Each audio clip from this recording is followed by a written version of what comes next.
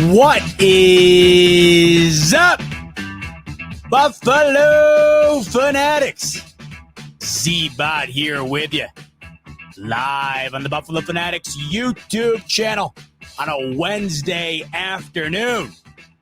Rico will be joining me shortly for another edition of Rico and Bot in the afternoon, powered by BetUS, where the game begins. Receive a 125% sign-up bonus via the link in the description below, up to $2,000 on your first 3 deposits. 53-man roster finalized yesterday. We have all the pieces in place as we get ready for Buffalo Bills regular season football in just over a week. A week from tomorrow, the NFL season kicks off with a banger. Chiefs-Ravens. The following day, all the way over in Brazil, we have another banger. Packers, Eagles. And then one more sleep after that sleep, and it's Buffalo Bills game day as they take on the Arizona Cardinals at home. Rico and I will touch on the 53-man roster, who made it, who didn't, what was shocking, what we thought might have happened that didn't happen, what did happen that we thought might not happen. We'll get to that a little later on in the show, but we have to start, of course, with today's main topic. And it feels like this has been the main topic on this show a handful of times throughout the offseason here, and that's because Josh Allen is putting together the Thanos Infinity Stone hammer thing, whatever the hell is his fist. Josh Allen is putting together the Thanos fist with each Infinity Stone, each one marking some sort of public hatred, media criticism, player criticism that he's acquired throughout the offseason. We are now heading into our 4th incident in about a month where Josh Allen gets publicly criticized, publicly called out. And you know we're always here to set you straight, always here to defend the fact that Josh Allen is one of the best quarterbacks in the league. And the fact that you could even consider calling him overrated, one of the dumber things you could possibly say. Can't do this without my main man, Rico, though. And he knows exactly where I'm at. Rico. Hey, let me just take a sip of this haterade, if you will. Plug in the mic while you're at it, too, so you can really let us know how much fun this is. You know what I'm saying? You know what I mean? I'm going to plug that in right now. Rico's sipping on the hateration that is, a steaming hot cup of BS that we once again get served up on behalf of Josh Allen's haters. Cup. Another incident, Rico. I feel like we've come into the show here. This is probably the 4th time in about a month where we've had to come into this show and once again set the record straight. And it's funny because I feel like we come on here and we set the record straight to those who already know what the record shows. They already have their record straight. And I hope this gets out to other areas of the NFL fan bases, because somebody has to reassess the mindset. There seems to be too much of this. I don't get it. The irony in this one, I think, is that Josh Allen actually recognized it. I think we got a little bit of evidence today in regard to players see this shit. I think we often assume that they don't, since Josh Allen isn't on social media all that much. He was on there today. So we'll talk about all that goes into that. Rico, your overall thoughts, though, before we touch on that exact topic, your overall thoughts on us having to, once again, go down this road. I'd understand maybe once a year somebody throws out some bullshit for clicks. This is now the 4th time in about a month where this is the exact same theme every time. Listen, man, people are going to say some dumb shit. It's just what it is. It's some folks might call this perfect timing. Is it perfect timing? Would you say it's perfect timing? Is this coming at the best time? Is this one of those moments where it's like, oh, I hear you, and I'm going to let all that hate that these 11 and a whole lot of other players and folks may want to say and spit out this nonsense. He'll use that. Gather all that, like, you know what Thanos was doing? Gather all those stones of hate, stick them right on our glove, and when it's time to roll up that middle finger to everybody, you know what I'm saying, and roll that sucker up and say, you know what, sit on that thing. I'm hoping that that's exactly how this all plays out. Could it be perfect timing? this is perfect time. I think it's perfect time. This is time for everybody to say, you know what, Diggs is not here. Now people are speaking a little louder. They're going to be like, all right, I'm showing you what true Josh Allen's going to be. But there's nothing to stand on. This is my biggest thing. What are you standing on? Turnovers? You're kidding me? This is the biggest thing I said last night's show. For the 11 players, I didn't know it was 11, but for the 11 players that are talking this nonsense, tell me who your quarterback is. Right. Who's your quarterback? And you're going to talk about Josh Allen's overrated because of turnovers. Bro, please. Man. I ain't trying to hear all that nonsense, man. Jeez. So the best quarterback in the game, you're going to do that? If you've forgotten, let me summarize for you what we've had to endure as Bills fans in regard to just pure, I don't even know the word to describe it, whether it's eye poison, ear poison, any way you consume this is poisonous. Here is what we've had to endure the last month. And it feels like every week, it felt like every week about a month ago there was something coming out. This is the latest edition. But within the last month, Josh Allen was called one of the more overrated players in the league by an unnamed NFL executive. He was left out of the top 10 players in the NFL top 100 list shortly after that. Shortly after that, Josh Allen was ranked the fourth best quarterback in the league based on his Madden rating. And now, if you haven't heard, right, just today, Josh Allen is ranked the most overrated quarterback in the NFL through a vote from 103 NFL players surveyed by ESPN. And we'll show you the list. Josh Allen received the most votes with 11. Coming in a close second, Jalen Hurts and Tua Tagovailoa tied for the second most overrated. So, for starters, you see Tua's name. It's incredible to me how often I see Josh Allen's name baked into narratives that Tua rightfully deserves and Josh Allen doesn't. I'll touch on a variety of reasons why I think this is absurd, but let's start right there because this is how the list unfolded. You had 103 votes. Mind you, these are players in the league. And I said this back when the NFL Top 100 list came out. Just because you play in the NFL doesn't mean you are the best evaluator of NFL talent, right? Just because you are in the league doesn't necessarily mean that you have the most innate ability on the planet to be able to tell who's better or who's worse. If that's the case, then there would be a vast majority of NFL players retiring from the league becoming GMs. It's very rare that you see that. And when you do see it, it almost never works out. There's a reason John Elway is not currently still the GM of the Denver Broncos. It's not easy to do. Ask Michael Jordan, of all people, perhaps the greatest basketball player of all time, unarguably one of the greatest athletes of all time, becomes a general manager or part ownership, whatever, the Washington Wizards. The organization went into the ground. So just because you were great at the sport doesn't necessarily mean you are great at evaluating the talent. I said that then. I'll say it again now because this makes no sense. You're putting Josh Allen in the same category as Jalen Hurts and Tua Tagovailoa. So let's put that into perspective, Rico. Both Jalen Hurts and Tua Tagovailoa were drafted in 2020. So let's go back from 2020 to now, and let's compare Josh Allen to those two because you would imagine the numbers would be quite similar. But of course, they're not. Since 2020, Josh Allen is the second leading touchdown passer in the NFL, only trailing Patrick Mahomes.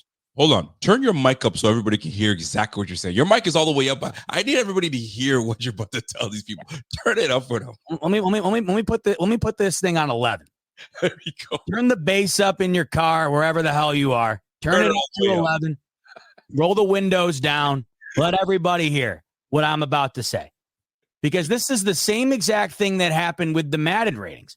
If you remember back in the Madden ratings, Madden had implied that the gap between Josh Allen and Lamar Jackson was wider than that between Josh Allen and Tua Tagovailoa. And I don't understand how you can possibly watch the games on a week in and week out basis and come away even close to thinking that.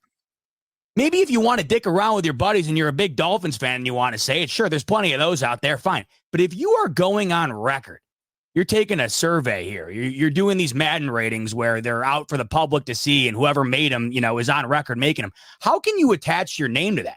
I understand the NFL executive who did this. At least he left his name anonymous. Coward, of course. But he wasn't willing to put his face to it. Wasn't willing to do that because we know exactly what would have happened. He would have gotten absolutely flamed. So here's the breakdown. Because Josh Allen gets 11 votes in this survey, so about 10% of the votes. And right below him, Jalen Hurts, Tua Tagovailoa.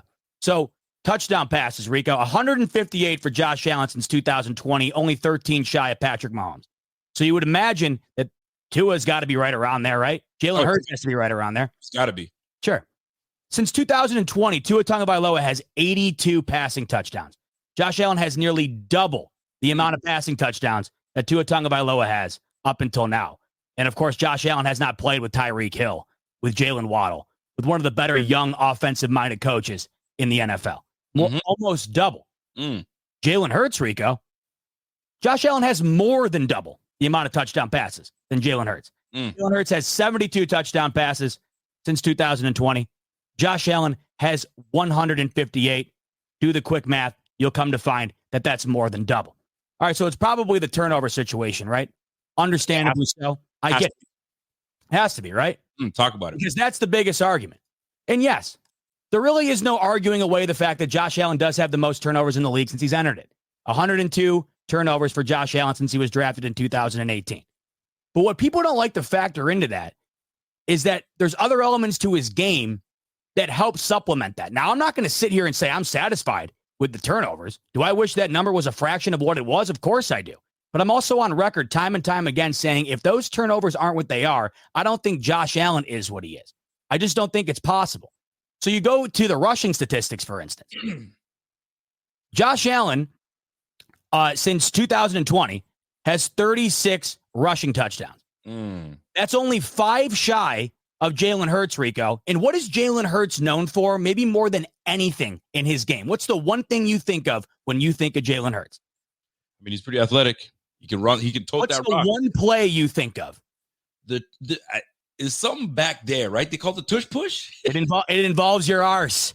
It involves your arse getting barreled into the end zone. There it is. I'm not taking anything away from Jalen Hurts, but he has 41 touchdowns. The vast majority of them came on the inch line from the tush push. Josh Allen trails that by 5. Tua Tagovailoa, you might ask, he's not even in the top 25 when it comes to rushing touchdowns because that's not even part of his game.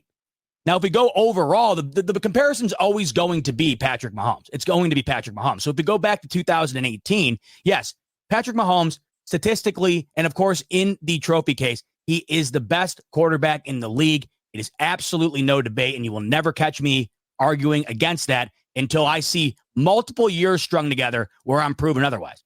But Patrick Mahomes, 219 touchdowns since 2018. Josh Allen in 4th place right now. He'll soon be in 2nd because Russell Wilson and Kirk Cousins are the only 2 ahead of him currently. And if you scroll down, guys like Lamar Jackson, right? This is what kills me the most. Guys like Lamar Jackson, 125 passing touchdowns to Josh Allen's 167. But you might think, well, Lamar Jackson's known for the athleticism in the run game. Maybe the best dual threat quarterback we've seen. The run game from Lamar Jackson, absolutely off the charts, right? Well, Rico, since 2018, we go over and check out those numbers. Yeah. Wouldn't you be shocked to find out that Josh Allen has significantly more rushing touchdowns than Lamar Jackson as well? No, he doesn't. No. Are you checking the numbers? Make sure you're correct on that. Oh, I'm carrying the 1. Moving the decimal point. Absolutely. Divide, multiply, PEMDAS, typing in all the digits. Absolutely. Typing in all the digits. Let me just double check. Just to make sure that what I'm saying is not completely hearsay, right? Let me just double check. Okay. And as you're double checking that, and I'm looking at this list. If you guys have looked at this list, there is one name on that list that I'm surprised that this person was that low on the list where he should have been at the top. Trevor Lawrence. I mean, we can get into that chatter. If you're going to talk about overrated, that's the guy you want to put at the top of the list. But I mean, as you're looking at the numbers, let me know if we're accurate in that regard when it comes to your total number. Not only was I accurate, Rico, he's 5 touchdowns shy of doubling up Lamar Jackson in rushing touchdowns. Not only that, Rico, but since 2018, Josh Allen has the second most rushing touchdowns in the NFL, trailing only King Henry. So what does that mean? No, he overrated. He's got more rushing touchdowns than Christian McCaffrey. He's got more rushing touchdowns than Nick Chubb. No. He's got more rushing touchdowns than every single running back in the league not named Derrick Henry. So you go to the turnovers, right? Okay, yes, I can't argue with you there. He turns the ball over more than anybody else. But I got a quarterback right now that's on pace to be the second in the league in terms of passing touchdowns. I got a quarterback that's strung together 4 consecutive seasons of 40-plus touchdowns in a row. I also have a quarterback that scores the ball as if he is prime Barry Sanders. Watch out. Now, that's just a fraction of it, but I want you to talk about what we just talked about because there's other elements to this, including the playoffs, Rico, which I really want to touch on because that's the other argument. He can't get it done. We'll talk about that in a second, but what you've heard so far, does that sound like a guy to you that should be considered the most overrated quarterback in the NFL? Hold on. I thought I heard something. Hold on. If we're going to talk about what you just spoke on, we got to let it breathe a little bit so people can hear what you just said. All those numbers, all those digits you just put together. You carried the one, you put a fraction in it. You even brought back the decimal. You did all that stuff. Carry the decimal. And you know I don't like to do that. You know I like to let the calculator do it for me. Let that I got the pen and paper out, Rico. I did it myself. So, and I'm letting it breathe just so people understand. So where and how could you come up with he's overrated? He's overrated. What is overrated? Like, if you were to, you touched on the tush push. It's not like they were pushing Josh in there. There are moments where you see Josh fight through. He's pushing them inch forward to move thousands of pounds of weight in the trenches to cross that line to get a first down or a touchdown. Go back to Pittsburgh Steelers where he goes outside, puts a shoulder in a Steeler, and gets to the end zone. But Rico, it was a fake slide. It shouldn't have counted. That run, he was a fake slide on that run. We call him Kenny Pickett now. Ain't no fake slide with my guy Josh Allen. So let's put all this nonsense to rest, folks. It's pure nonsense, but we're here to talk about it because we need to let the people, these 11 players, that be talking that ish. Bro, how many times did my quarterback do your quarterback dirty? How many times did my quarterback do your team dirty where you're like, my guy can do it better than that, friend? You capping. We call that straight cap. Yep. You know what? This is the worst part. And this is what I truly believe because players are egotistical. They're egotistical. Out of the 100 players, and let's cut it to the 11. The 11 players, one of them is going to say, yeah, I said that, and I stand on it. One of them is going to say it. Whether he's on the Jets, whether it's a player from the Dolphins, whether it's a former player. It could be a former player of the Bills that went somewhere else and like, I know, I see this guy every day. Who knows? I'm hoping one of them is so egotistical that he'd be like, man, I'll put my name on that. I love that. I would love that. I'm waiting for it. I know the exec ain't going to do it. The player, he'll do it. I'm just waiting for the person to do it. I'm waiting for it. So should we transition to what the next argument is, right? Talk about it. That's playoffs. That's the playoff success, right? Hasn't beaten the Chiefs. Seen a lot of that in the comments. We'll get into that specific moment or that specific topic in a second. And overall, we'll talk about the MVPs that he doesn't have in his trophy case either. We'll talk about that as well. But let's talk about the overall player that is Josh Allen in the playoffs. Because Josh Allen can't get it done, Rico. In the playoffs, Josh Allen, he chokes more than the throttle, right, on a brand new Harley. Josh Allen, all he does is lose in the playoffs. He can't win the big game. And I'll tell you what, it's nobody's fault other than his. Josh Allen in the playoffs since he's entered it. Currently second in the league in touchdowns thrown. Currently second in the league in yards.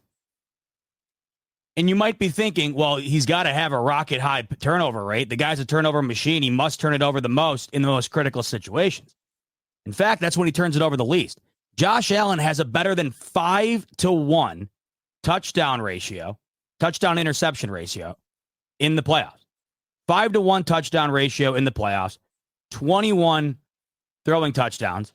That's not to even mention he's got 5 on the ground as well. Of course. So Josh Allen, those numbers right there, the second best quarterback in the league since he's entered it in the playoffs. That just so happens to be what's holding these Bills back, not being able to get it done. But then the next point is, Rico, all right, well, he's fine in the playoffs, but what about those games against the pesky Chiefs? He can't beat the Chiefs. He just can't do it. Josh Allen, he's no good against the Chiefs. I've watched those games. They're some of the best games in recent memory, right? When you think about the better games in the league over the last couple of seasons, well, shit, Josh Allen against the Chiefs just doesn't show up. I'll give you it. Back in 2020. The Bills were lucky to be in the AFC Championship, in my opinion. The Bills outplayed who they were in 2020. The Bills who we know, who made the AFC Championship game and lost by 2 scores to the Chiefs. That's not the Bills that we've come to know since then. I think the Bills overplayed the expectations that year. It was a great season to watch. Hell of a lot of fun, especially when we were all locked down. But when they got to that point, I don't think anybody was expecting them to beat the Chiefs, and it went about how you'd figure. But even in that game, Rico, 287 yards, 2 touchdowns, and that's when his lone interception against the Chiefs came. But people don't really remember that game because all they care about are the last 2, and those were the most fun. Those were the ones that came down to the wire. Those were the ones that Josh Allen choked it away, Rico. Let's go to the 13-second game, right? Josh Allen couldn't win that game. You're going to bring it back there, aren't you? Of course I am. Josh Allen puts up 36 points in that game for 329 yards, 4 touchdowns, with a 73% completion percentage and a quarterback rating of 136. Nasty. 0 interceptions, including multiple game-changing touchdowns towards the end of the game. That pill to Gabe Davis down the field that brought the Bills back to life. Another one to Gabe Davis to put the Bills in the lead. Another one to put the Bills in the lead again. Josh Allen, when he was asked to come up, he did. Every single time. His defense allowed 42 points. His coaching staff failed him. The special teams failed an entire city in the Buffalo Bills, in my opinion. And the defensive strategy at the end, well, of course, with the prevent defense, failed an entire city. But what about the last time they played, this past year, right? The divisional round against the Chiefs back here in 2023. Had to have been Josh Allen. Well, let's talk about the fact that defense went into that game about as hobbled as any defense in the league. I'm not making any excuses at all. I'm not. But if you think Josh Allen was the reason that they lost that game, you have a hole in your head. You have an absolute hole in your head. Josh Allen last year against those Chiefs, he had 186 yards and 1 touchdown, right? And that's not going to jump off the page. Just not going to jump off the page. But he also had 2 rushing touchdowns in that game as well, Rico. 72 yards of rushing in that game as well, Rico. And if you remember, the strategy in that game, Rico, was not for Josh Allen to air it out. It was for Josh Allen to maintain possession because they knew that the other side of the ball was going to cook the Bills' defense because A.J. Klein was in coverage against Patrick Mahomes. There was no way they were going to be able to stop the Chiefs that day with what they trotted out there. Josh Allen executed the game plan to perfection. They had a dominant time of possession stat line. And yeah, at the end, did Josh Allen get nailed by Chris Jones and it didn't work out? Absolutely. But the overall argument still remains. If Josh Allen's not in that game, it's not 27-24, Rico. It's 27-3. And that's besides the point, Rico. They wouldn't even have made that game to begin with. So, Rico, what do you think? It's got to be the playoffs, right? Why Josh Allen's so overrated? He's one of the more elite athletes when it comes to playing quarterback in the playoffs. When you want something done, you call on 17 to get it done. And that's all he's done anytime he's been to the playoffs. Other than his first year going to the playoffs, which you expected, he's been bomb ever since. So you can't take down Pat Mahomes. Let me tell you something. There's not a whole lot that I've been able to take down Pat Mahomes. Not a whole lot that can go toe-to-toe, let alone take down Pat Mahomes in the Kansas City's, but go toe-to-toe and bang for bang with Pat Mahomes. It's never Josh Allen that'll let you down. It's never that. And that's what Bills fans have been kind of lamenting these last few years. When it's time for someone to show up and stand out, 17 is 17 is box office, period. Let's just put it that way. 17 is box office. You got other teams that are sitting fishing and doing all that stuff. They bring the old Wi-Fi with them. They bring they bring the old phone with them on the fishing boat and watch Josh Allen do what he does. This is what happens. These box office. Whenever you see 17 in the playoffs, you know what time it is. Now, at this point, forget about the overrated nonsense. It's about getting it done. But at this point, it's about players in the NFL that are deeming this guy overrated. So here's my question to folks. And here's my question. What makes someone overrated, right? What makes someone overrated? Like when you play, let's say you're playing your homies in Madden or you're playing them in FIFA or you're playing them in something. Usually when you're saying someone's overrated is because usually if you're bad at Madden, it's like someone has a play that just can't be stopped. Usually you're like, yo, you're overrated, bro. All you do is use that play. All you do is do that. And so once you stop that, you're done. You got nothing else. The thing about Josh Allen is he's got a tackle box of everything. You want to stop him in the air, he'll take you on the ground. You want to stop him on the ground, he'll take you in the air. It doesn't matter what way. Who was it? It was Manti Te'o was describing three types of quarterbacks. And I think, what did he call it? He had one of them called the sniper. One of them was a Navy SEAL. And I don't know if he to me, I see that as a Navy SEAL. He called a Navy SEAL player is one that guy can get you by air or get you by land. That's Josh Allen. That is Josh Allen. He'll do it to you. So how do you deem this guy overrated? So what's considered overrated? I don't know if you can pinpoint it. I just can't tell what you call overrated. I got something for you. Give me something. Because I'm still trying to figure it out. Sure. Well, Rico, no MVPs, no trophies, must be overrated. Let's go back to 2020, that year where the Bills bowed out in the AFC Championship to the Chiefs. And I had said that I had thought the Bills overplayed what we thought the expectations were for them that year. That also happened to be the year where Josh Allen became Josh Allen, right? 2018, he's drafted. Team around him isn't great. Team, of course, the results reflect that. Yep. Then 2019, crazy game against the Texans. The Bills were still trying to take that next step. But the fact that they got there, in our minds, we had just broken the drought 2 years prior. That was essentially as good as it gets. And I think the way that game ended against Houston, another heartbreak that we'll never know what would have happened after that, including that ridiculous call on that kickoff that they overturned, changed the whole momentum of the game. Besides the point, you still have a second-year Josh Allen that you really don't know what to expect yet. 2020 is when it all breaks out. Rico, if Aaron Rodgers did not have an historic year in 2020, Josh Allen is your 2020 NFL MVP. But even with the historic year that Aaron Rodgers had in 2020, it was fractionally better than what Josh Allen put together in 2020, okay? So here is the regular season stats for Aaron Rodgers in his MVP year in 2020. 4,299 pass yards, 48 touchdowns, and here was the kicker, and I think this is what sealed it for him. 5 interceptions. He had a 48-5 touchdown to interception ratio. That's nasty. Nasty, with 4,300 yards. But let's go over to Josh Allen, right?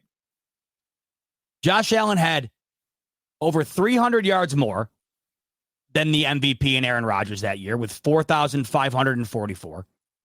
He had 37 touchdowns.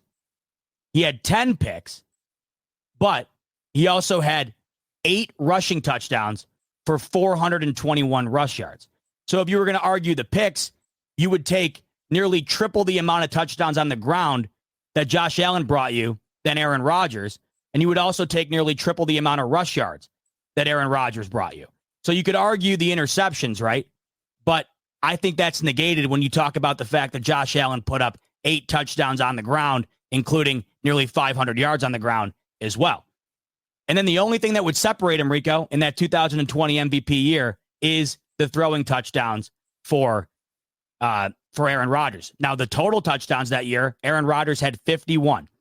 Josh Allen, once again, he led him in passing yards, and his total touchdowns were 45. So, MVP year for Aaron Rodgers, Josh Allen's a fraction short.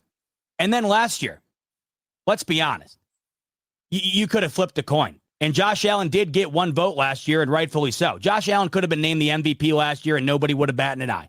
But because Lamar Jackson went out and dominated the San Francisco 49ers on primetime television on Christmas Day, sealed it. he was supposed to be the unanimous MVP, and Stephen A. and the rest of the gang let you know it. And they said that if anybody else was voted for, they are a coward. They are, a sham journalist. Still got a vote last year, however. So the argument is you have no MVPs.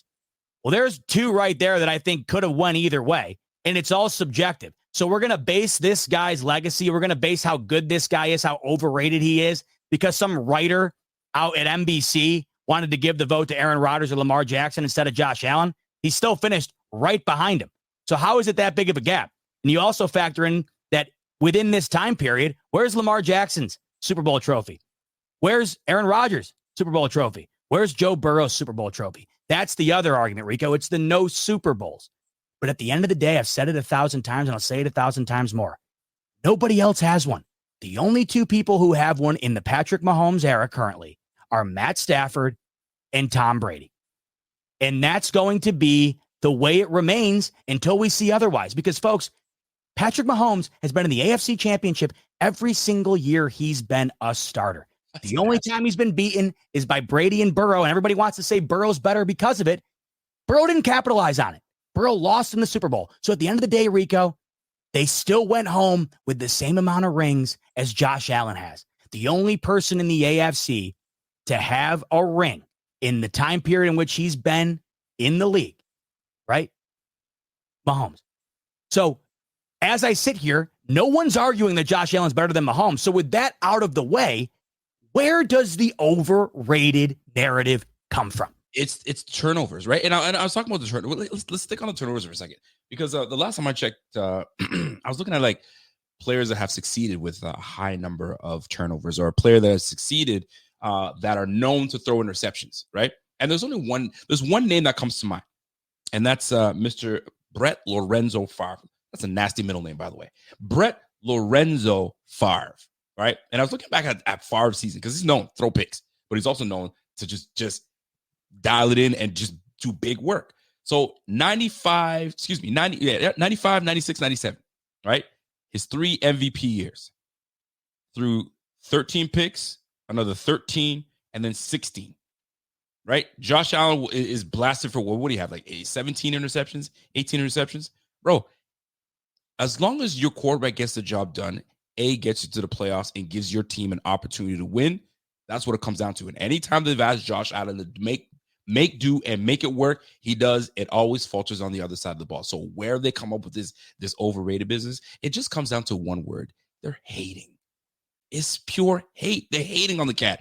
They're hating on him because he's either made work of their team, or they go back to his collegiate year. Man, I remember playing this guy back in college. Man, this guy was a bum.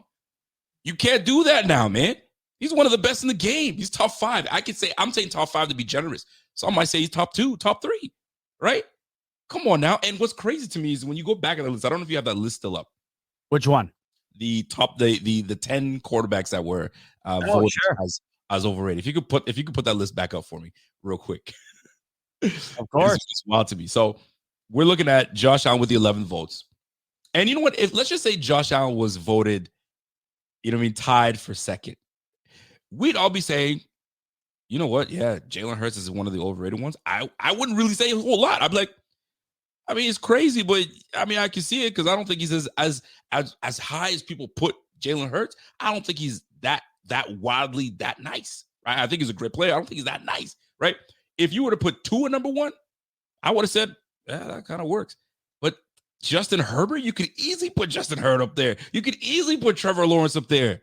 Deshaun Watson, get his ass up there. You can't tell me that Josh is overrated more than these players at the bottom. Bruh. Every single one of those guys has less to show for their career than Josh Allen, outside of perhaps Jalen Hurts, who, of course, made the Super Bowl. Do you think if Josh Allen was on a team with the best offensive line in the entire league, A.J. Brown, Devontae Smith, right? one of the best overall raw. I mean, right now going into the year as it stands, and that's including losing multiple guys, the Eagles might have the best roster as it stands right now. The Eagles did have the best roster going into that Super Bowl a couple of years ago against the Chiefs. I, for the life of me, can't imagine that if Josh Allen had that same team in Buffalo, we wouldn't be talking about a different story. The other thing, though, the lows for Josh Allen haven't been as low as all of these other guys. What happened to Jalen Hurts last year? They went 10-0. Yes. It wasn't even a collapse, Rico. That was a demolition. I mean, that was like a closed demolition. That was watching every floor of the building get blown out one by one by one. And let's not forget, Eagles fans who want to just jump on the Hurts bandwagon, they were this close, right? I mean, they weren't fully all in on wanting to re-sign him. They weren't. And I'll tell you another thing. The Ravens weren't fully all in on wanting to re-sign Lamar Jackson either. I'm not saying that means anything, but what I am saying, and I've said it 1,000 times, once again, like I feel like I've said all these things 1,000 times, there was no hesitation with Josh Allen, nor would there have been for 31 other franchises. Simply not. The reason there was hesitation for Lamar Jackson, and it's not because of his play, it's because of the injuries. That's another thing nobody wants to factor in. Overrated. What's the best quality you could possibly have at the quarterback position, Rico? Availability. And the guy's playing running back like Jerome Bettis, and he's the most healthy quarterback in the league since he's entered it. And this is something that nobody else wants to talk about. The reason they didn't want it, the reason they were hesitant on Lamar Jackson, injury history. Durability. Right? Can't win without the guy out there. So what's the deal? All of these guys have been injured too. All of them. I'm pretty sure. Look at this. Every single one but Brock Purdy has had an injury as well. And then you factor in what they have to show for it. Yes, Jalen Hurts has the Super Bowl appearance, but like I said, the lows have been much lower. But I'm not taking that away from him. He has that. Josh Allen doesn't. He's got an NFC title. But Tua? I mean, are we serious? Josh Allen has a 10-1 record against the Miami Dolphins? In last year, right? If the comparison is so close, because like I said, the comparison in ratings, Rico, between Tua and Josh Allen on Madden were awfully close. Right here, you got him right within a vote of the most overrated players. Tua had a 3-game lead on the AFC East last year. Absolutely pissed it away. And what was the last play that we saw from the Miami Dolphins, Rico, against the Bills in the regular season? That's right. An interception on a potential game-winning drive. Okay? He cannot win in an environment that's sub 40 degrees. You saw the worst of the worst against the Chiefs in the wild card round. It looked like anybody off the street could have gone in and did what he did. The only catch that felt like was above 25 yards in that game was an absolute duck that Tyreek Hill bailed him out on. For the life of me, I cannot understand how people, of all people, Tua, because even if you love the guy, fine. But when you head to head him with Josh Allen, how can you walk away from that and say, I don't know, not all that far away to me? I mean, yeah, you love the pass yards, right? You love it. You love Tyreek Hill nearing record-setting numbers, right? Where's the production coming from? Where's the head-to-head? That's why Patrick Mahomes wins all these arguments all the time versus Josh Allen, right? Outside of the accolades he already has. Yep.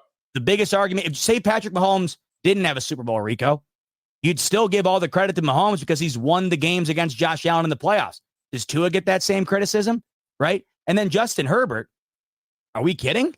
A blown, 28-point lead was it at half against the Jacksonville Jaguars? Trevor Lawrence? I mean, come on. Don't do him dirty like that. Are you gonna do him dirty like that? Absolutely, you should. Herbert? Okay, I like Herbert a lot. I really do. But you want to talk about somebody that has not lived up to, I think, the prowess in which we've given him. And Trevor Lawrence, certainly. He was being touted as the next Patrick, or the next Peyton Manning, next Andrew Luck. We have not seen that. Deshaun Watson? I mean, are we being for real? You want to talk? We might be looking back at Deshaun Watson, Rico. His legacy might be the worst personnel acquisition in the history of sports. That's what we're staring at right now with the Cleveland Browns and Deshaun Watson. So that's the comparison. Kyler Murray, who's hurt every single year, and Brock Purdy, Mr. Irrelevant, surrounded by one of the best rosters we've seen in the league in some time. Josh Allen's walking out this year with wide receiver 1 being Curtis Samuel. And we'll get to it in a minute, but 53-man roster, there's 5 wide receivers on this team. And I bet you the casual NFL fan might not be able to name a single one of them. So the entire list, the fact that Josh Allen's even visible in this list, much less at the top of it, is embarrassing. So when and we talk about this overrated business, right? And who's deemed overrated and et cetera, et cetera. And when I'm looking at what makes someone overrated, sometimes it's the expectations. When someone has high expectations of a player and they don't come through, then I can understand if someone says, "Yo, he's overrated, man." Everybody's trying to hype him up as he's the guy, and watch out for him, and this is the year, and time again, this person doesn't come through. This person doesn't come through. So it's not about, you can never say Josh is never going to have a good year, because he always has a solid year. The only thing you can ever hang on Josh Allen, and you can hang on every 31 other quarterbacks, is, can he get the job done? That's what it comes down to. Can you get the job done? And you could hold every other quarterback to it. So other than that, bro, you got to remove that brother off the list. You know who didn't make that list? And some folks might say he should be on there? Dak Prescott. Absolutely. I mean, are we on that list? He's the NFC Tua. They're the same guy. Wild. It's incredible to me. And back to your point, because it's a great point. He gets the criticism primarily because of the outcome. But why isn't the same criticism levied on Joe Burrow and Lamar Jackson? Why aren't they on that list? Why? Because Joe Burrow has a Super Bowl appearance? Congratulations. The result is the exact same. I'd be sitting here right now. Do you think I'd be sitting here right now lamenting Josh Allen for a Super Bowl appearance? I don't care about an appearance. We're not going to be the Indianapolis Colts flying a banner, right, that says AFC semifinalist or whatever the hell they had up there. I don't give a shit about making the Super Bowl and losing. Would I love to watch it and be a part of it? Yeah. But I'm telling you, a day removed from that game after a loss, I would guarantee you I come on here wishing they never made it at all, right? So that's what he's got to show for. And then Lamar, Rico, he's got the 2 MVPs. So that just completely overweighs all of the injuries. By the way, Joe Burrow, 2 years with injuries as well. Both these guys can't stay on the field. But for some reason, Rico, 2 MVPs for Lamar, despite not having anything more than 1 AFC championship appearance. That's what Josh Allen has. That overwrites everything else, all the criticism. And then Joe Burrow, Rico, 1 Super Bowl appearance. That overwrites everything as well. So if it really was that, Rico, then why aren't those guys mentioned in lists like this as well? They sometimes are. Well, not Joe Burrow. I don't know why. Lamar sometimes is, Rico. Josh Allen always is. Every time. And Josh is not he's not a guy that you hate. He's a likable guy. He's likable. He's in commercials. They love talking to Josh Allen. He's never talking ish about anybody. He minds his own business. He plays golf, and he comes out and handles. I want to talk, man. Listen, man, I ain't done with that. This season will soon tell you what time it is. I mean, he's gonna have to just get a commercial with Shedeur Sanders. I'll show you what time it is, man. Let me show you that. Let me show you what time it is. Let me show you who's overrated, man. These players, I'm waiting for one of them to just at least just admit it. Just say I was one of them that said he's overrated, and then let's dissect your game. At the end of the day, you're right. I would love to see someone just put you know what, give him credit, even though he was dead wrong and he gets cooked every time he plays him. At least Jalen Ramsey put his name to it when he said Josh Allen was trash. You know, at least he put his name to it. Put your name on it for that. Stand on business. I'll give you credit for that, because it's ridiculous how every one of these things is veiled behind some sort of hidden agenda. And like you just said, it would make sense if he had like a Johnny Manziel persona, right? Out partying all the time. Clearly seems like a guy who doesn't care, not watching film, not a team guy. All the guy does is, you know, actively participate in the local hospital region, right? Nonstop. A guy that's never had a blemish on him whatsoever. A guy that is beloved by every single fan of the Buffalo Bills, not just because of his play, but because of who he is, right? No off the field drama. It kills me. Like, you know, Patrick Mahomes' dad, for instance, just got his 3rd DUI this past week. And when you're bringing this thing up, I'm thinking to myself, like, I just feel like that would be something that they would use to further emphasize why Josh Allen it shouldn't be declared as anything other than an overrated quarterback in this league, because everyone's looking to cling on to something. Like, Patrick Mahomes gets a lot of credit because of the dysfunction around him and how well he does. I feel like if you were to reverse that and Josh Allen had this dysfunction, it would be used as more criticism as to why he is the way he is. It just feels like no matter what the narrative is, if you are in the good graces with people, then they're going to use all of those narratives to fuel that, vice versa for somebody if you don't like them already. And this is why I love Josh's response to this whole thing, because he's saying overrated. I don't see it as you guys call me overrated. I'm seeing it as you guys hate me. You know what I mean? And if I'm the most hated, then you know what? Let me dance on that. Let me walk into it. Let me embrace it, because that's the way I look at it. You look at it, oh, I'm the biggest trash talker. I mean, I know he's joking. He knows, he sees it. And side note, I know Josh has a burner account. We gotta find that burner account. I know for a fact he's got a burner account. You think he's KD on it?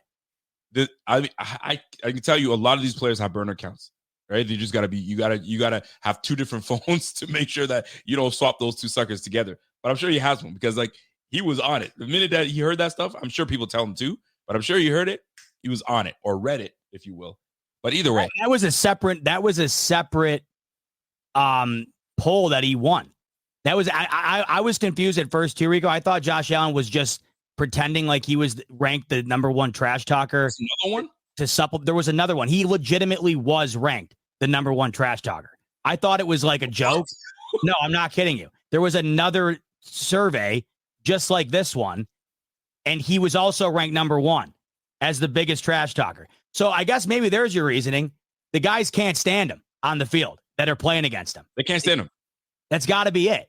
It has to be. I guess he's a shit talker on the field, and he backs it up. The only thing he has not been able to back it up, and everybody says it's a team game. Well, you damn right it's a team game. Now we need the other side to start stepping up so we can actually get some accolades and lift that damn Lombardi up. But we'll see. But I want you to answer this question. There's a super chat that came in from Thomas Strong, and he goes, overhype means not meeting the expectations of media, fan base. You guys say he's the best, but doesn't have the on-field success to prove it. Stars, yes, but he's Phillip Rivers. I mean, who says he's the best? I just spent an hour telling you he wasn't the best. What I did just now is I let you know why he's not overrated. I think I said 5 separate times that he's not as good as Patrick Mahomes. There's no argument in existence to prove that. And I'll never sit here and do it. He's not. But he's not overrated. There's a difference. That's what I think people get confused by, Rico. They think if you're defending him based on being called overrated, you're therefore saying he's the best quarterback in the league. There's a difference. Is that how you see it? Listen, I see it as whenever someone wants to say that you're overrated and there's really nothing to prove that what you're overrated, and they can stand on being your turnover machine. Bro, Pat Mahomes was just too shy of Josh Allen last year. Difference is he put it all together and won it. Well, that's the thing too, Rico. Like Mahomes, and I get it. It wasn't a bad year just because by his standards, a bad year is still a pretty good year for just about anybody else. Last year, the Chiefs were at points worse than the Bills were. And we know how bad the Bills looked at times. That's why it was so shocking that they went on and won it. So, it's not like it's always consistent. I mean, Josh Allen took this team out of the gutter last year. But I guess the question that to wrap up the overrated talk, Rico, is you would assume that if Josh Allen is considered to be the most overrated quarterback in the league, that he should have MVP odds that reflect that, right, Rico? You think? If somebody's that overrated, you wouldn't think they stand a chance to win the MVP, right? Even sniff it. Not according to BetUS. Good segue. Right now on BetUS, Rico, Josh Allen, where he's been all offseason, currently has the second best odds to win the MVP at plus 800. Patrick Mahomes at plus 450, the best odds on BetUS currently. But there's Josh Allen, the most overrated player in the league. Second best odds to win the MVP. Now, I'll tell you this. This isn't because they're pulling it out of thin air. This is because it reflects the money coming in. So this is what I like to see about this stuff. The betting market will tell you things the national media will not, and the critics will not. Money does not lie. Money in the betting markets reflects what the general public perception is of teams, of players, etc. The general public perception is that Josh Allen is the second best quarterback in the NFL. That's what these lines show you. And it further proves it because Josh Allen at plus 800, right? You got Joe Burrow at plus 900. This pretty much falls in line exactly with where people, I think, rationally think about these quarterbacks. Mahomes, Josh Allen, and then you get into your Joe Burrows right behind, right? You get into your Lamar Jackson right behind. And Lamar Jackson's only plus 1,400 because they're not going to give him a back-to-back MVP. They're not going to give him a third MVP. Lamar Jackson would literally have to have a Denver Broncos Peyton Manning type year in order to win the MVP this season. It's not going to happen. And then you have CJ Stroud right behind too, who's coming up and I think will easily be considered one of the best quarterbacks in the league after this upcoming season, if not already. So, hey, I'll tell you this, $100 on Josh Allen to win MVP at plus 800 wins you 800. If you want to take advantage of that, link in the description below, 125% sign up bonus up to $2,000 on your first 3 deposits. I'll tell you. When we look back on it, that he doesn't have at least one. And I think in a year where he's got nothing around him, if he puts together a year similar to what he's done in the past, I think it's his best chance to win it. Listen, man, it's going to be a hell of a year. It's going to be a hell of a season, and there's a lot riding on for the Bills. Listen to me, overrated aside and all that silly chatter aside, this is a big year coming for the Bills, a big year coming for Josh. There's a lot to prove from the defensive standpoint. There's a lot to prove. There's a lot to prove from the offensive standpoint. And this year is going to be a big year. And I think might be the best way to close out on this Josh Allen talk and talk about this team and how Josh Allen is going to go ahead and jump in there. I want to do exactly what you want to do, but before we close out, because these super chats go back to what we were talking about. So I want to touch on these super chats before we go away and then we come back again. So let's get to these super chats real quick, and we appreciate you sending them in. And we start off with Thomas Strong, who says, my only question is, has he delivered on the hype of winning MVP or a Super Bowl? We touched on this. He seems to have roller coaster seasons ending in defeat to that guy. I wouldn't say he has roller coaster seasons. He has roller coaster games for sure. But I think the argument is over the consistency of a season. That roller coaster is far more enjoyable than it is begging you to get off. Are there moments, Jets game week 1 last year, right, where you're just begging to get off the ride? Oh, hell yeah. We can name a few moments there. But if you're going out through the consistency of the year, you're going to want to stay on that ride, and you're going to want to complete, or you're going to want to rotate in line. You want to get back in line, get back on it, get back in line, get back on it. So while I do hear you, it does seem like that at times. Throughout the entire duration of the season, it's more consistent than you'd think. And we touched on this. No, he doesn't have the MVP or the Super Bowl, but I gave you 2 examples where I think the MVP could have went either way. It didn't swing in his favor, and nobody else has one but Tom Brady and Matt Stafford in the Patrick Mahomes era. So if that's going to be the standard for Josh Allen, it's got to be the standard for everybody else. It can't be the sole reason why he's considered to be overrated. Bingo. You nailed it. I like where you went with that. And listen, it's just going to come down to results, the results that we all want to see at the end of the day. So if the standard is why they have him as overrated is because he hasn't got the MVP and he hasn't won the Super Bowl, then hold him to that, and we'll leave it at that, because 31 other teams trying to do that shit. Well, right? You know what else, Rico? The other thing too, I guarantee you this would happen. If he wins 1 MVP, it would be like, well, not as many as Mahomes and Lamar. If he wins 1 Super Bowl, Mahomes has got 3. So at the end of the day, always know the goalpost is going to get moved no matter what. They did it. They did it with LeBron. They still do. I saw a stat. You'll love this, Rico. By the way, LeBron, did you see him come out and defend Josh Allen? I saw that. Love it. Speaking of him, LeBron came out and defended Josh Allen. I'll pull that up real quick, but I wanted to mention the stat that I heard. I saw a crazy stat pertaining to Frank Gore Jr., who we'll talk about in a second, did make his way to the Buffalo Bills practice squad. We didn't know if that was going to happen, and it wound up happening. But earlier today, when this whole nonsense was going down, you know how ESPN anytime LeBron takes a dump, it comes up on my notifications. But LeBron, he fired back at the critics on Josh Allen, and he said exactly what we've been saying this entire time. We say it all the time. He replied to one of the posts about this topic saying, "I guarantee he's at the top of the scouting report before playing Buffalo offensively." You're damn right. If Josh Allen wasn't on the Bills, Rico, who would you even have on the scouting report? I would actually love to know. I would love to know. Listen, at the end of the day, the on the board, when the defense is in the locker room, just put Josh Allen. Everybody spit out how we're going to stop this guy. Spit it out. Yes. We'll play coverage. We'll play zone defense all day. All right. Well, listen, we going to dot you up either way. We're going to run the rock all day on you. We'll play man to man. Are you sure you want that? I don't know if you want that, because the minute your back is turned to him, he out, right?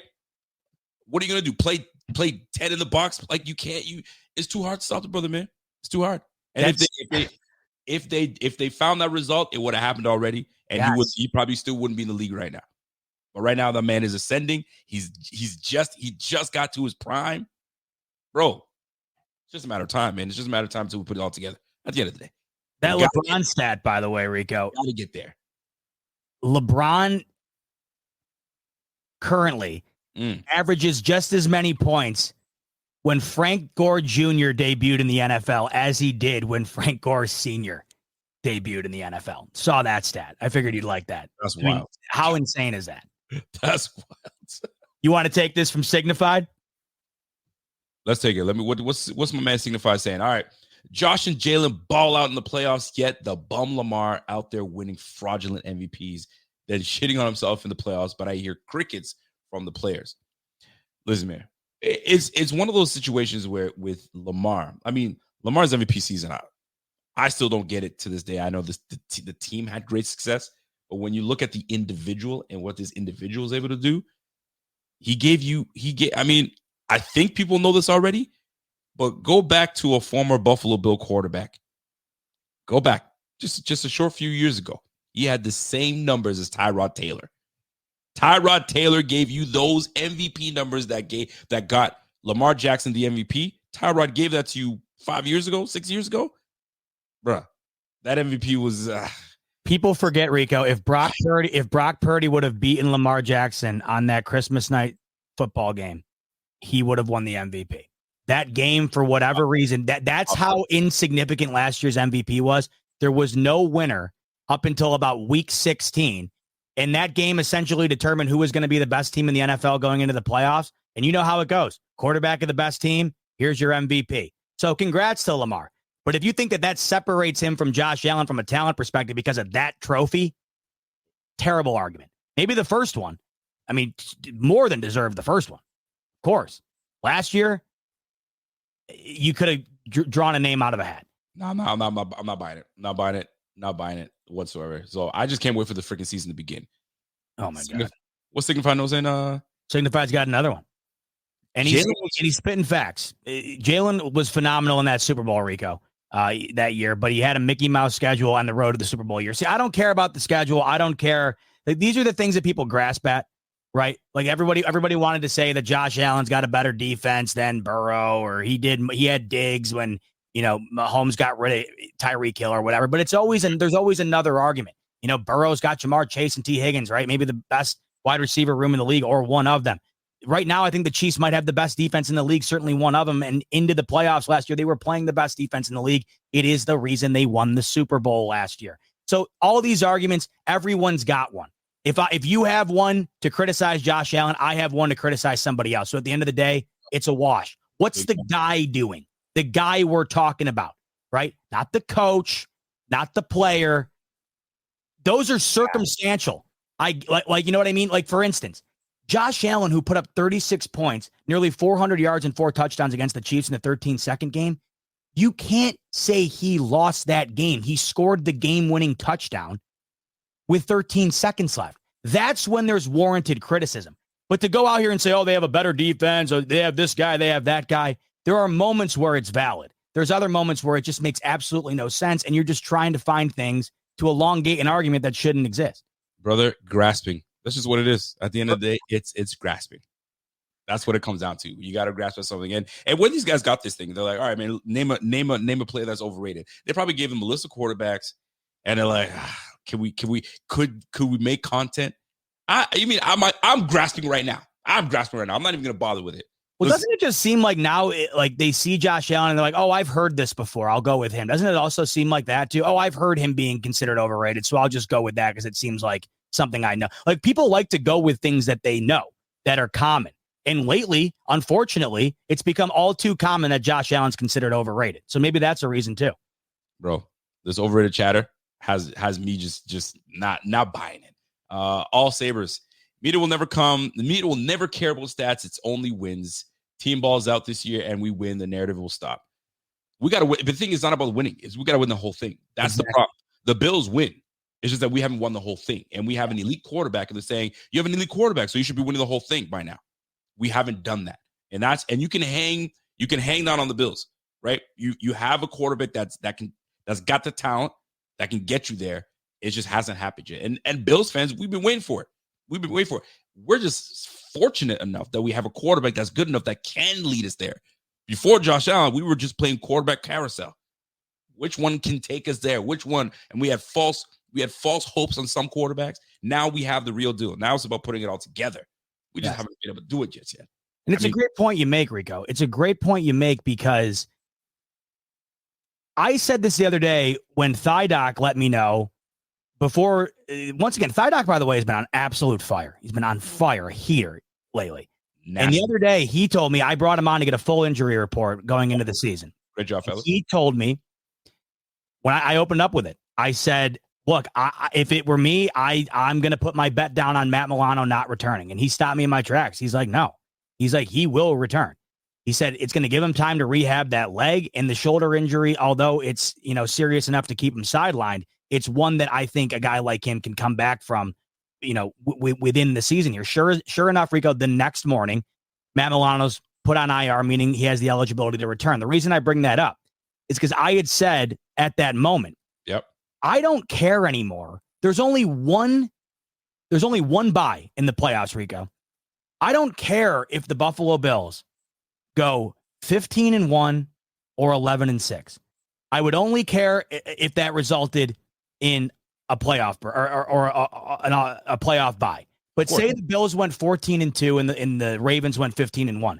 The Bills are still playing wild card weekend. So my overall point here is I don't care if it's 10-7, 15-1. The winning doesn't matter anymore. They've made the divisional every single year. Win that game. None of this other stuff matters. So that to me is when you're going to start seeing the narrative change a bit. And it has to happen because until then, people who like to throw these overrated criticisms out, they use that as their fuel. And unfortunately, they keep getting another bullet, in the chamber every year here. It happens too often, man. My guy, Scotty Van Loo, CeeDee Lamb inked a 4-year contract, $136 million to stay with the Cowboys. I mean, my man held Jerry Jones hostage. Hey, guys, I ain't playing a single down until y'all pay me. And I need my monies right now. Bring me my monies is what CeeDee Lamb said, and that they did. They gave him $100 million guaranteed. Here's the crazy thing. Out of the 34, I think he's going to be getting 34 a year. Yep. He's getting, when it comes down to taxes and what he gains, 18 mil is what half his shit is gone. But you know what? That's millionaire problems. I thought that was hilarious. But anyway, yeah, big deal for receivers getting paid, man. Paid. Receivers getting paid. And I got a hot take. Here, let me hear it. We haven't had a 60 mil. I don't think we've had a 60 mil quarterback yet, right? We're going to. The next one that gets paid will get it. Okay. More than likely Dak. You think that will get to 60? You think he'll get that 60 mark? Yes. Okay. You know how Josh has been, hey, man, I'm happy these guys are getting paid.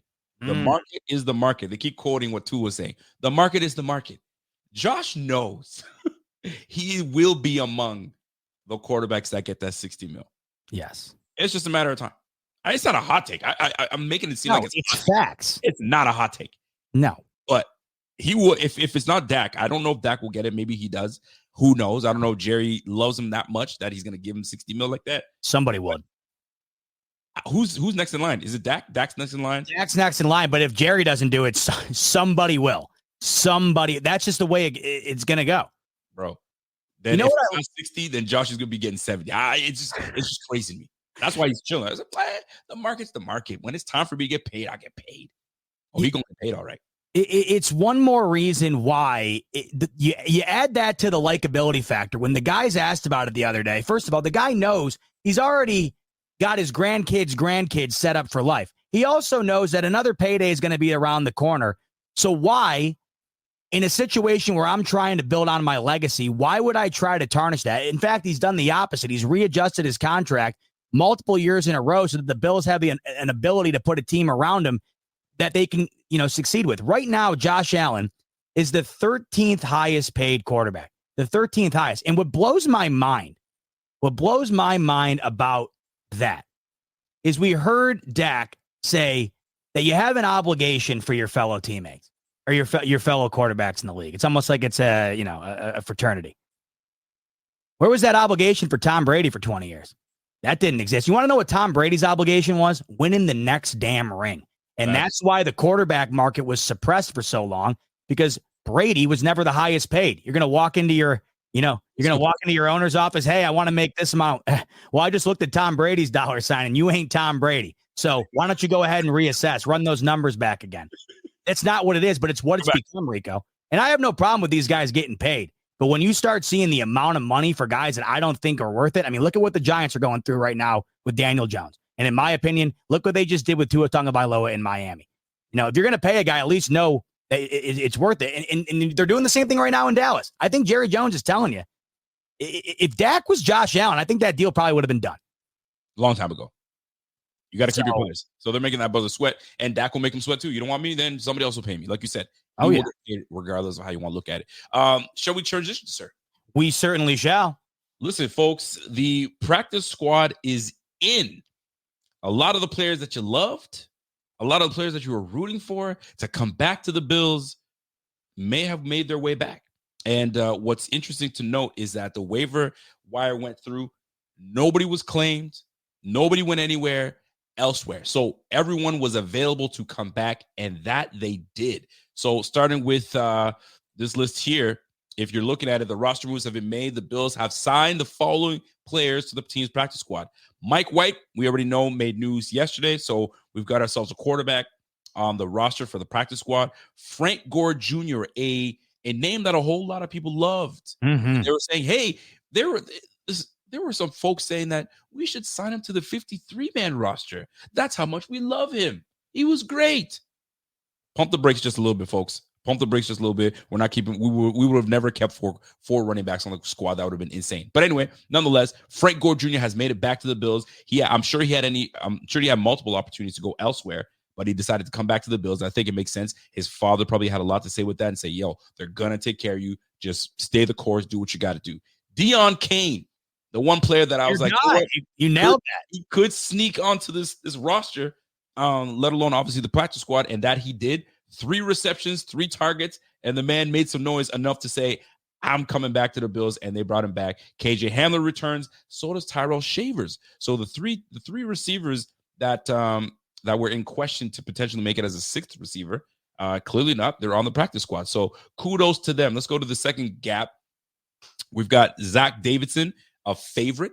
Zach Davidson returns to the Bills, and so does Richard Gurriage.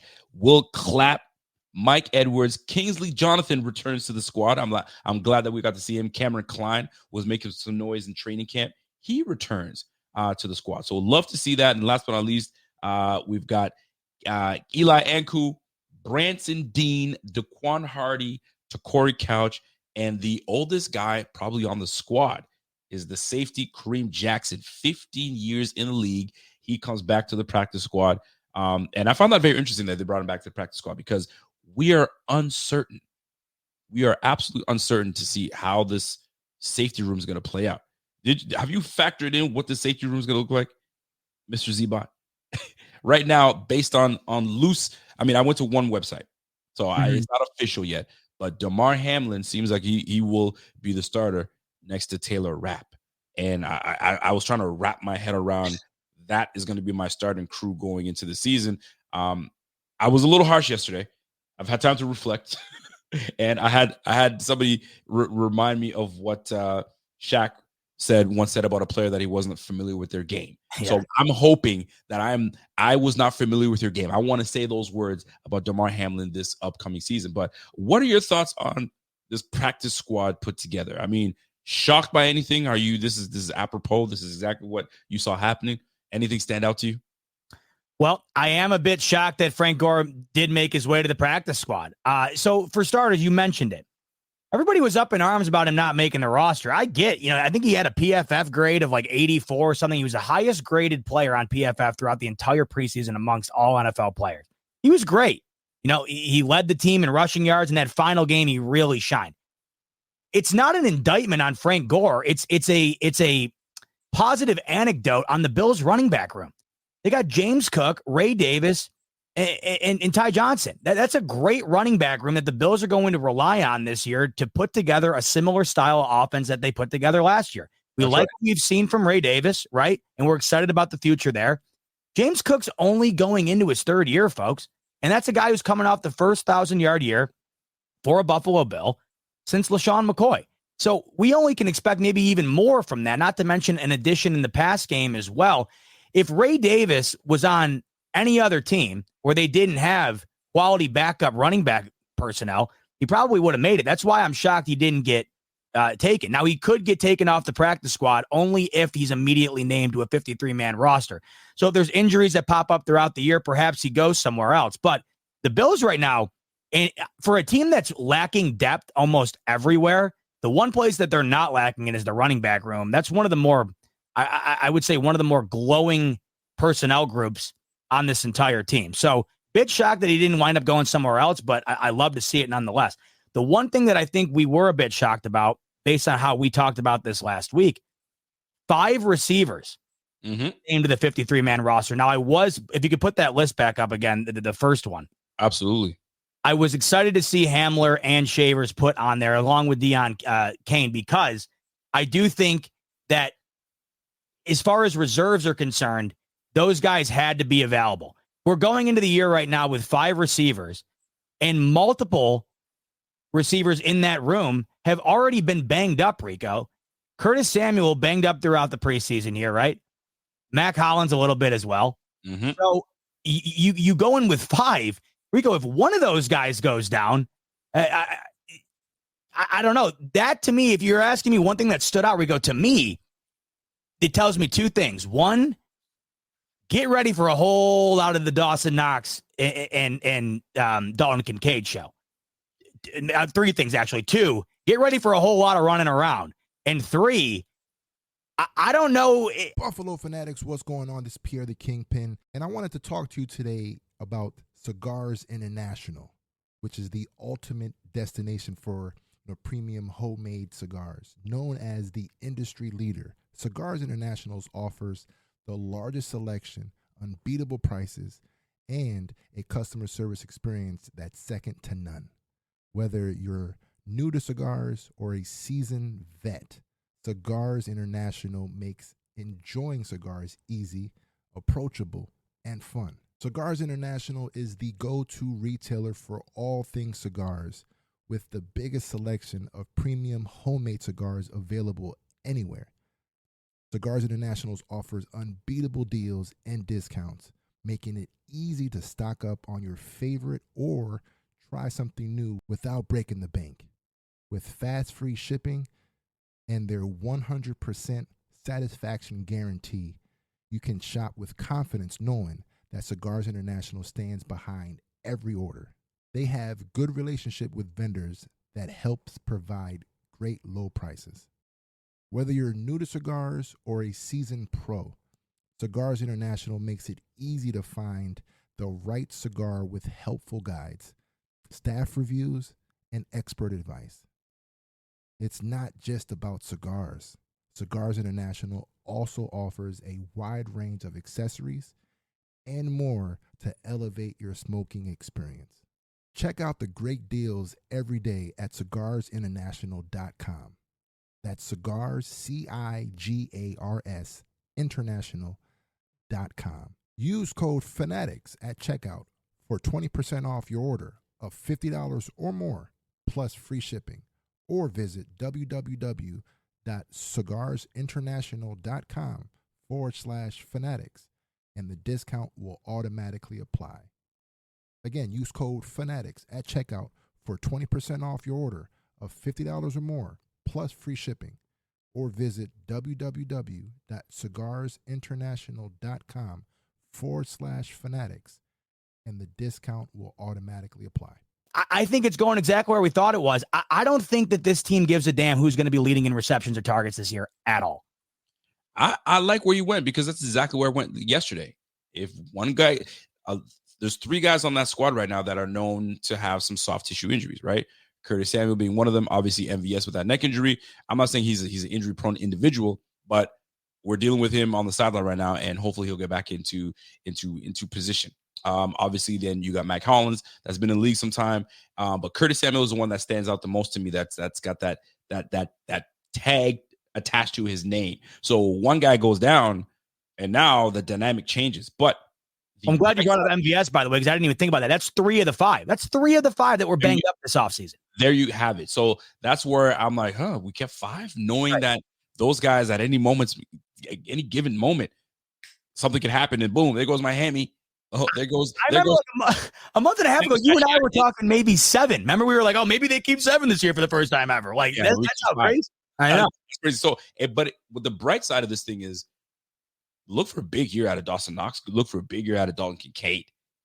You're gonna see, like you said, we're gonna see a lot of running around, and you might see a lot of that double tight end. And because he's so damn versatile, actually both of them are, you're gonna see a lot of splitting wide from Dalton Kincaid, a little splitting wide from Dawson Knox. So I'm looking forward very much to seeing how Joe Brady, puts a plan together and getting these boys ready. I'm looking forward to it. It's gonna be huge. Totally agree. And I think the one thing that it also emphasizes as well, and I want to show you this because I'm interested. I've been interested on this. I'm always interested in Josh Allen's running game. Oh, but I was more interested in it when it came out through his own mouth that he doesn't particularly love it. And obviously we've known for a while that Brandon Beane and Sean McDermott don't love it either. But what did we see, Rico, last year when Joe Brady took over and when they absolutely had to win no matter what? Bro, Josh Allen was using them legs, right? Run the rock. The rock. And when you want to trust somebody with the rock, you put in 17's hands. Totally agree. How many yards he's rushing? Is he rushing for a lot of yards this year?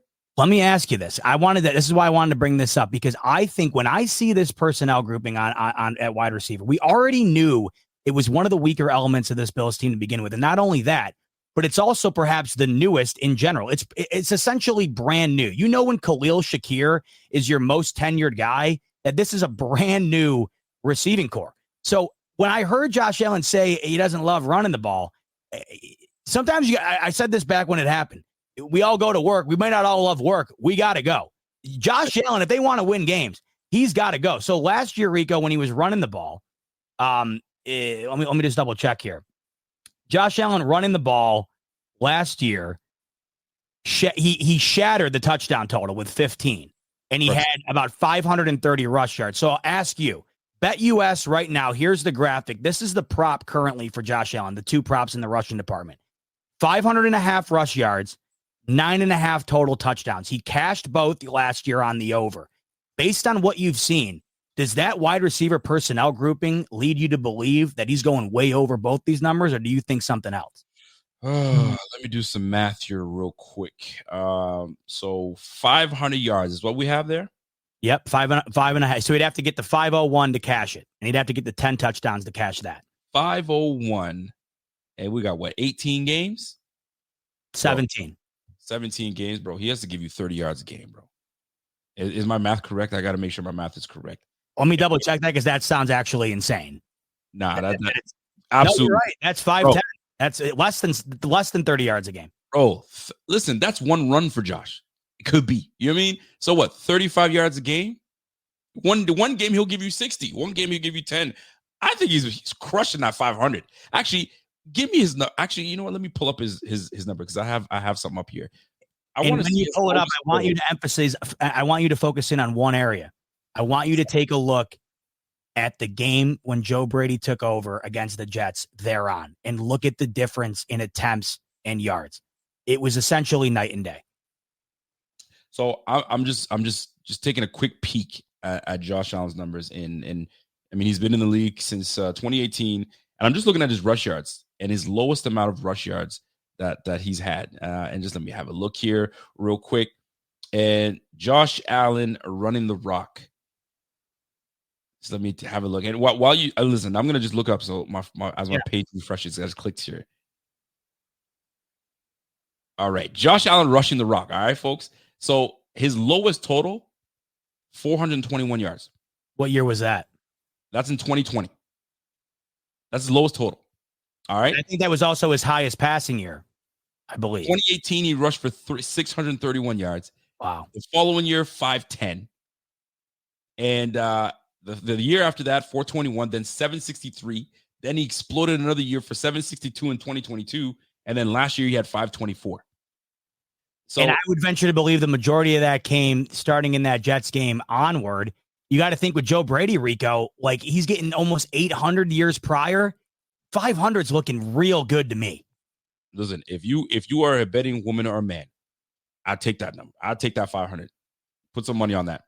Now, what about the touchdowns as well to go with it? He had 15 on the ground last year. Ooh, now that's a tough one. That's a tough one because now you brought in Ray Davis. Yep. You brought in, you got some beef back there now. So will you need Josh Allen in those moments? I think Josh Allen is Josh Allen. He might even say, yo, I got this. This what, 3rd and 1? Yo, listen, push tush, let's do this. Let me take a little page from the Eagles and let's get this done. So 15 touchdowns, does he duplicate? I say he goes over 10. Yeah. I think he's over 10. 15? Ooh, it's a tough one. That's a tough one. It's a high bar to hit, but Rico, he would have to have 5 less, which is a significant amount of touchdowns on the ground for a quarterback. 5 less, and he would still hit it. I love the chances of that. The other argument too that you brought up, which I loved the other day, and I've been in complete agreement ever since. Another factor could be, I think we're going to see a significant uptick in 4th down attempts, and I think a lot of those attempts could wind up being on the legs of Josh Allen as well. That's the big one, man, because then it brings into special teams. Is there trust in Tyler Bass? And if there's no trust in Tyler, I don't want to say no trust, but if the trust in Tyler Bass dissipates just a little bit, where it makes you hesitate on putting him out there, just a slight hesitation, like, 35, you mean we're on the 35-yard line, we're on the 30-yard line, can he hit that? It's 3rd and 1. Who do you trust more, Josh or Tyler Bass? And most times, I mean, 10 times out of 10, I'm taking Josh over Tyler Bass if I need to get that 1-yarder or take that shot at taking that field goal. Give me Josh, so you might see that uptick go up. That's why I think the yardage goes up for Josh, man. So if you had to guess, clearly you think both overs are hitting. What do you think the stat line is at the end of the year in both categories? Ooh, okay. So I'm giving him 10 touchdowns, and I'm giving him, I think he gives you the same number he gave you last year.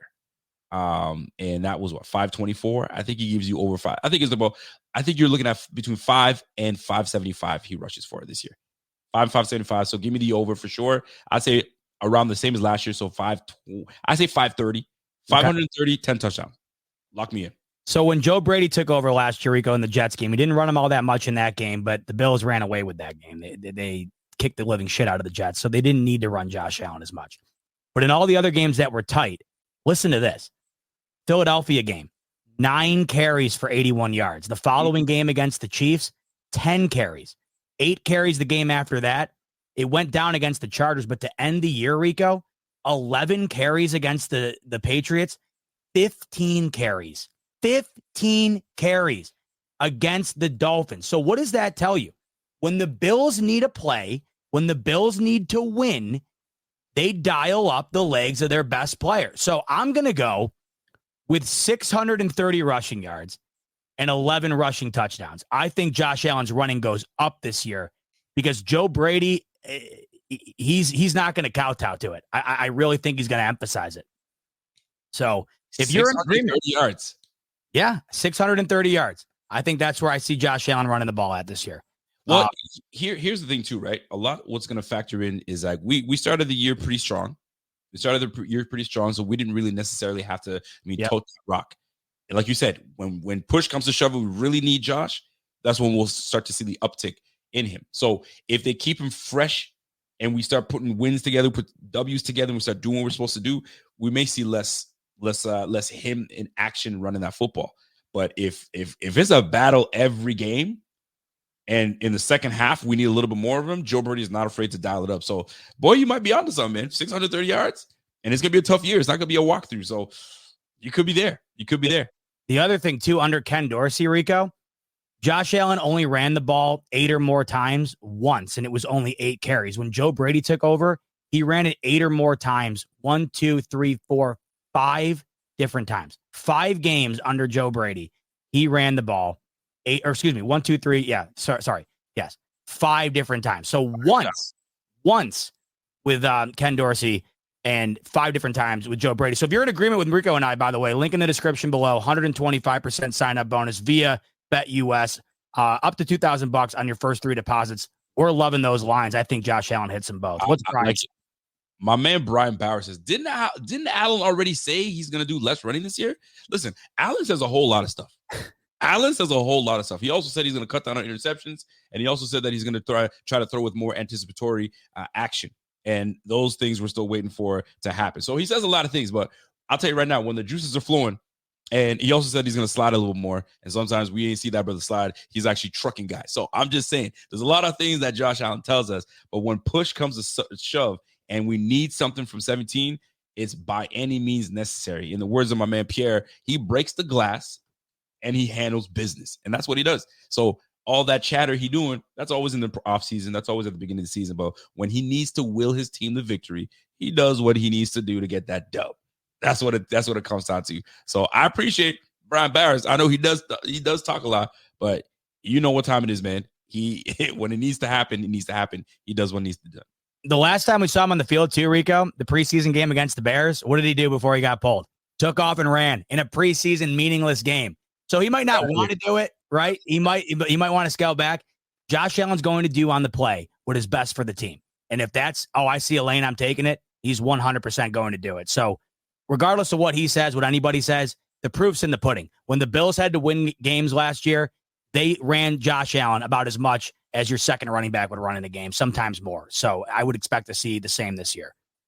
And the biggest thing I want to kind of emphasize too is this year is they're gonna try to be as calculated as possible with Josh. Did he look a little slimmer to you? He looked a little more, cut up, a little more slim. So maybe he's gonna be running less. But like you said, if push comes to shove and Spencer Brown kind of lets the block go, David Edwards kind of lets something happens, he's taking off, and what's there is there. If the lane is wide open, he ain't gonna sit there. Who was it that did it? There was a lane that was wide open, and this person didn't take it. That slid. Was it Orton? It was Kyle Orton. I remember Kyle. If you guys remember this game that I'm talking about, there was a moment that we needed Kyle Orton to run and get himself a first down, and Kyle Orton just decided to just bail and not get the first down. I'm hoping that I'm right when I say it's Kyle Orton, because I remember losing my ever-loving mind. You know you ain't gonna get that from Josh Allen. That's for damn sure. But nonetheless, we ain't dealing with Kyle Orton. We're dealing with a G in obviously in Josh Allen. But we do have some sponsorships that we want to get to. If you guys, I don't know if you guys have been under a rock, but we've partnered up with Autograph. If you guys have not downloaded, go ahead and download that app. How do you feel about that, Autograph? Have you been dialing in and touching in and get your fan points? How have you guys felt about it? Because right now you've got an opportunity using the code Buffalo Fanatics. Jump in there, get on your Autograph. Everything you need, from articles to the podcast to live vids like we do right now. It's a one-stop shop. Go ahead and download that app. And the beautiful thing about it is you have the opportunity.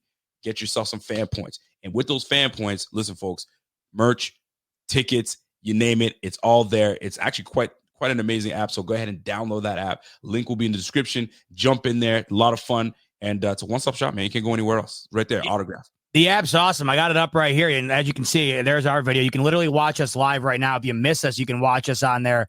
You can also catch the podcast on there, as well as all of the BF articles. What's great about it is that it is essentially a hub. It's basically like, you know how you go on Twitter and there's Bills Twitter, but you also got a bunch of other stuff mixed in there. If you're looking for just Bills-centric content, Autograph's the absolute way to go, because all of the top stories, all of the top content are condensed into one spot. And the more you consume the content, watching us, listening to us, reading articles, you earn points, like Rico said. You can put that to good use. You can get jerseys, memorabilia, tickets. It's a really cool app, totally free. Links in the description below. You download it, and it's going to really be crucial throughout the year in terms of keeping up on everything, because it's got everything in one spot. So really happy to be with Autograph. Really cool app, and we're excited to be on the platform for sure.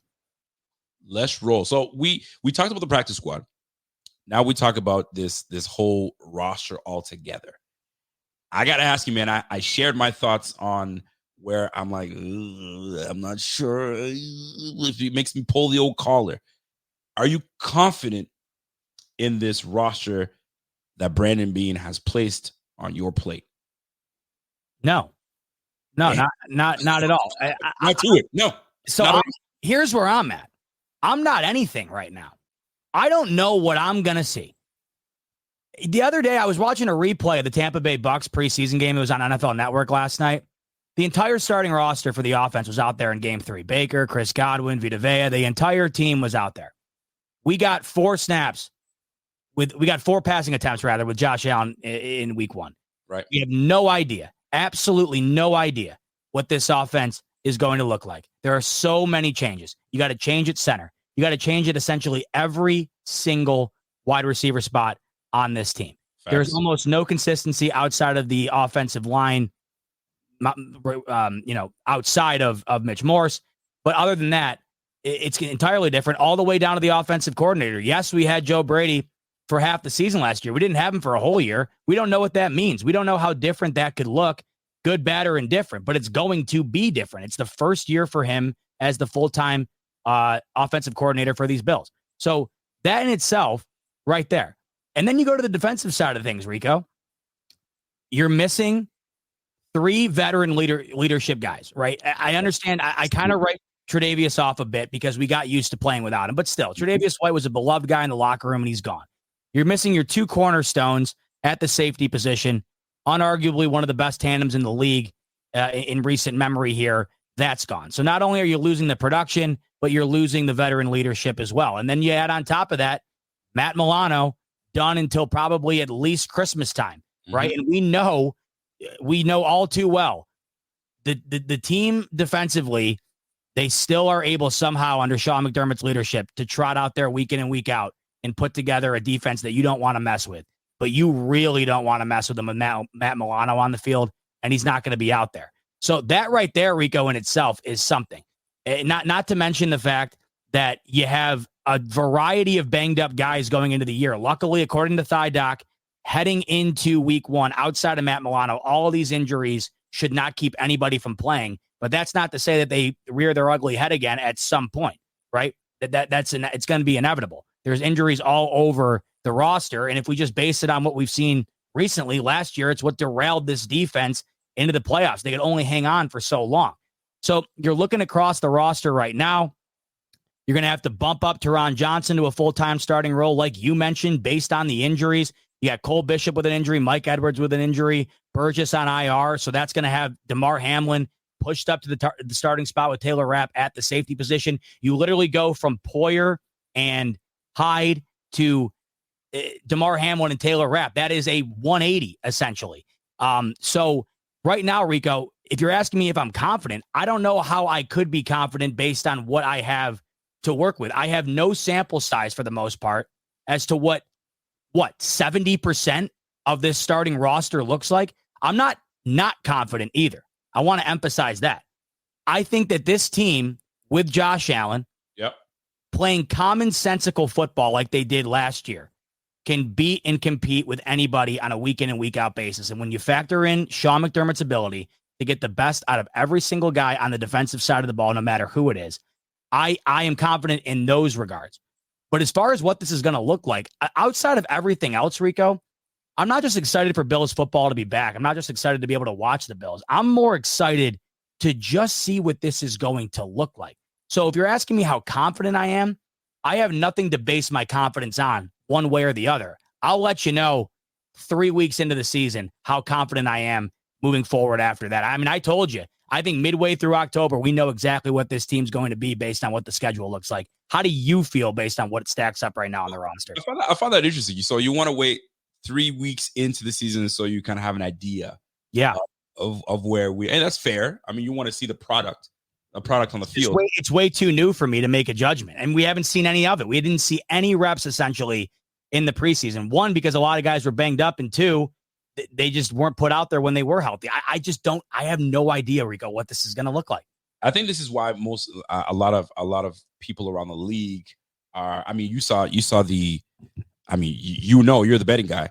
The odds have changed when it comes to the division champs. They say that the Jets are the favorites.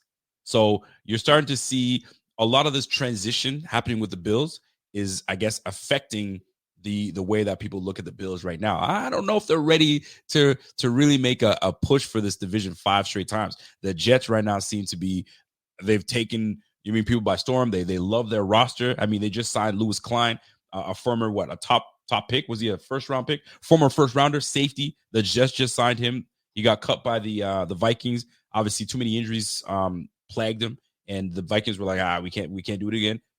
There he goes to the Jets. So the Jets are I guess a favorite, and as I wouldn't say as they should be, but they should definitely be knocking at the door this year because they got their quarterback back and the roster is pretty damn strong. So now it's going to be a matter of if they can put it together. But really, am I confident in this roster? I am. I decided to look at it the bright spots, right? Instead of looking at, okay, well, I mean, we got the safety position is in flux. We lost Milano at least until Christmas, give or take. And then if you look at the defensive front, there's some guys that are like, Casey Toohill made the team. Why? Obviously, they saw a lot more in Casey Toohill than they saw over a Cameron Klein that's on the practice squad and a Kingsley Jonathan. So it's a matter of who you trust. Do you trust your coach? Do you trust your new defensive coordinator to get these guys in line? When nobody knew who Poyer was, right? They developed that brother into an all-pro. When people weren't sure what we're going to get out of Terrell Bernard, you developed this guy into a stud. And people are now looking forward to seeing him. So trust in your coaching staff and trust in what these guys are going to be able to put onto the field. Offensive side of the ball is where we have to see what Josh does. It's all about how Josh dials up. If he can dial in and start delivering and finding chemistry with these boys, I think we'll be all right, man. I'm looking on the bright side of things. I think big things are coming. I think they know everybody's got a chip on their shoulder because everybody's looking at the Bills like, yeah, you ain't going to be the same old Bills. Well, when we start stringing some wins together, then we'll be like, man, these guys are all right. I forgot we got Josh Allen, one of the best in the game. Not the overrated one, but the guy that's crushing shit. So I feel good about this opportunity. Is it going to be challenged? Hell yeah. Is this AFC going to be a freaking gong show like it always is? Hell yeah. But we have an opportunity, man. It's about winning that division first. You win that division first, and then the rest will fall into place. If we're basing confidence off of that, Rico, then I guess I'm confident because I've told you this before. I'm not going to waver from this until I'm proven otherwise. The Buffalo Bills, if I had to bet on it right now, are winning the division. 4 consecutive years. Last year was easily the most opportune time to get them. The Miami Dolphins had them not only on the cliff. I mean, they were hanging on to a tree branch that was snapped in half. And it's kind of like in the movies where you fall off the branch and somehow someone grabs you. The Dolphins wound up grabbing them for them. They gave them that division. Now, the Bills had to earn it by winning basically out in order to get there. No, that's right. But let's be honest. The Miami Dolphins choked that division away, and they did it in dramatic fashion. And then you know where I stand on the New York Jets. Miss me with the idea that this team is a Super Bowl caliber team. You're not respecting this Jets team, are you? Absolutely not. I will respect the New York Jets when respect is earned, and it has not been earned. Last year, I was supposed to have respect for the New York Jets. Wound up being one of the poorer teams in the league. Now, do I think they'll play the Bills competitively like they always do? Absolutely. And do I think the Jets will be better than last year and will be vying for a playoff spot? I do. And yeah, they better well be, or else that entire organization is going to flip on its head. But if you think that I'm going to rotate my thoughts on the New York Jets, who haven't won a playoff game or haven't been to the playoffs in over a decade, you're wrong. There's not a chance. I'm not hinging the AFC East title, a playoff berth, a Super Bowl, like what people are trying to tell you. I'm not hinging any of that on a 40-year-old Aaron Rodgers off an Achilles with an organization, mind you, Rico, that's just poorly run from top to bottom. The way the New York Jets operate has been one of the poorer organizations in the league for the last decade or so. And I, for the life of me, will not buy into the propaganda that this team can come into this season and all of a sudden just be the Kansas City Chiefs like everybody's trying to tell you. If they do it, I will eat crow. I will eat my words. They have the ability to do it with the personnel, Rico. I'll give them that. At the end of the day, it is the New York Jets. It's like the Bills, pre-Josh Allen. Every year we tried to find a way, right? At the end of the day, why would we ever argue the Bills are going to do something when they never did? I'm not going to sit here and argue it for the Jets when they never can either. Well, I mean, some folks feel the same way about it, man. They say this shit is going to implode before the season.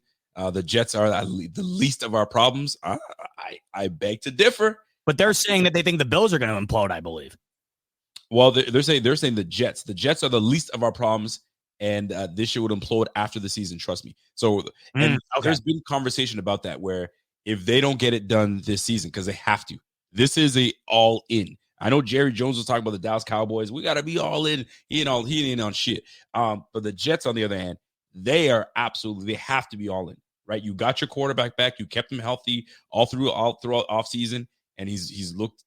I think he's looked all right. I haven't really paid too much attention to the Jets this offseason, but they got to do it, because if they don't, bro, you got to make some changes from top to bottom, Saleh included. Because last year they were saying, yo, what's up with this dude, man? But he also didn't make the decisions to have someone good enough to jump in and be quarterback beyond Aaron Rodgers. Obviously, look at Wilson. Wilson just lost the job yet again to who do you lose? Bo Nix. Bo Nix is probably going to be the starter out there. So, no. You're talking about Denver? Yeah, Denver. My bad. I thought you were talking about Russell Wilson. Yeah, Zach Wilson. Zach Wilson's done. Yeah, we'll speak on Russell Wilson in just a moment. But that being said, man, I ain't sleeping on the Jets. So I do have a question though for you, because you say you're not really too worried about the Jets until they show you something. Has your win total changed with the Bills? I know at the beginning of the offseason when we didn't know anything, we said 12 wins. Do you stick to that 12 wins based on what you know now, what teams have done, cuts have been made, final roster put together? Do you stand on your 12 wins for the Bills?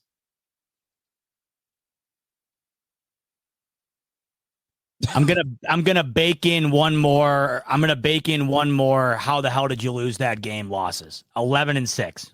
Oh, again. What's do we have a team that bakes in, or you just say it's going to be whoever? We get 11 wins. I'll talk about this more next week when I compile my thoughts on it. No, I'm not dodging your question. I'm just preluding what I'm about to say, because I haven't fully delved into why I think this, but it's a gut thing. I think the Cardinals are going to play the Bills extremely close week one. I think that game is going to be, people think that the Cardinals coming off the 4-13 season are the lowly Cardinals. This Bills team, they need to get their feet underneath of them with as new of a roster as they have. And I keep saying, I think it's a lucky, it's a lucky benefit to the Bills having a team like the Cardinals in week one compared to what it could have been based on who they're playing. But with that said, if you're talking about a team that's supposed to be one of the poorer teams on your schedule, Rico, this might be the easiest game for them up until they play the Patriots damn near on Christmas. And we saw it last year. We've seen it multiple times. When the Bills came out against the Pittsburgh Steelers a couple of years ago, big time favorites, lost at home in the week one opener, right? Last year, Aaron Rodgers goes down 4 snaps in. The Bills somehow find a way to lose to Zach Wilson on a punt return in overtime. So I'm not ruling out a moment like that. It wouldn't stun me if it was Arizona. It wouldn't stun me if it was the Seattle Seahawks. I think a game like that, Rico. So a game either like Arizona, Seattle, maybe Indianapolis. I'm baking in one of those games where I feel like it goes in a direction that we might not anticipate. So I'm going to bake one of those in and give an 11-6 record, I think. I think, and it's fair to say, because week ones are such crapshoots. Yes. Week ones, this is if you're a betting man and you want to bet on all games, just put $500 and you choose all games, and it's a crapshoot. You don't know what you can make a whole lot of money, or you just lost $500, right? It's fair for you to even say that, because it's a crapshoot. You don't know what's going to happen. Everybody's 0-0. Everybody's trying to figure everybody out. Everybody's trying to get themselves conditioned. So it's one of those scenarios that it could go either or. It's week one. Week one is what would you have bet on the Houston Texans to miss the playoffs last year? Probably anything. And towards the end of the year, they were a team nobody wanted to see. Like, you have no idea going into week one. Yeah, listen, man, it's going to be a tough one for the Cards this year. Are you standing on your 12-5? Oof, listen, I've kind of wavered. I've wavered a little bit because I saw what other teams were doing, and I like my 12 wins. I think I'm gonna try my best to stay on it, but I'm leaning towards the other end. But then I'm like, there are games where we don't expect the Bills to come out and just do a shellacking like when we play the Dallas Cowboys, and we just put the beats to them. That's true. So I think I might stick on my 12. I might stick to my 12, man. You could go either or. You can go up to 13 or you can go down to 11. It's a tough one, but we this year's going to be something else, man. This year's going to be something else. I'd go way closer to 11 than I think I would go to 13, just because of the schedule being what it is. I mean, it's just not only do you have to play the top of the AFC, and I'm talking like every top team in the AFC, probably outside of the Cincinnati Bengals, but you also have to play the NFC West, which is probably the best division in the NFC right now, right? You got to play the Rams, the Niners.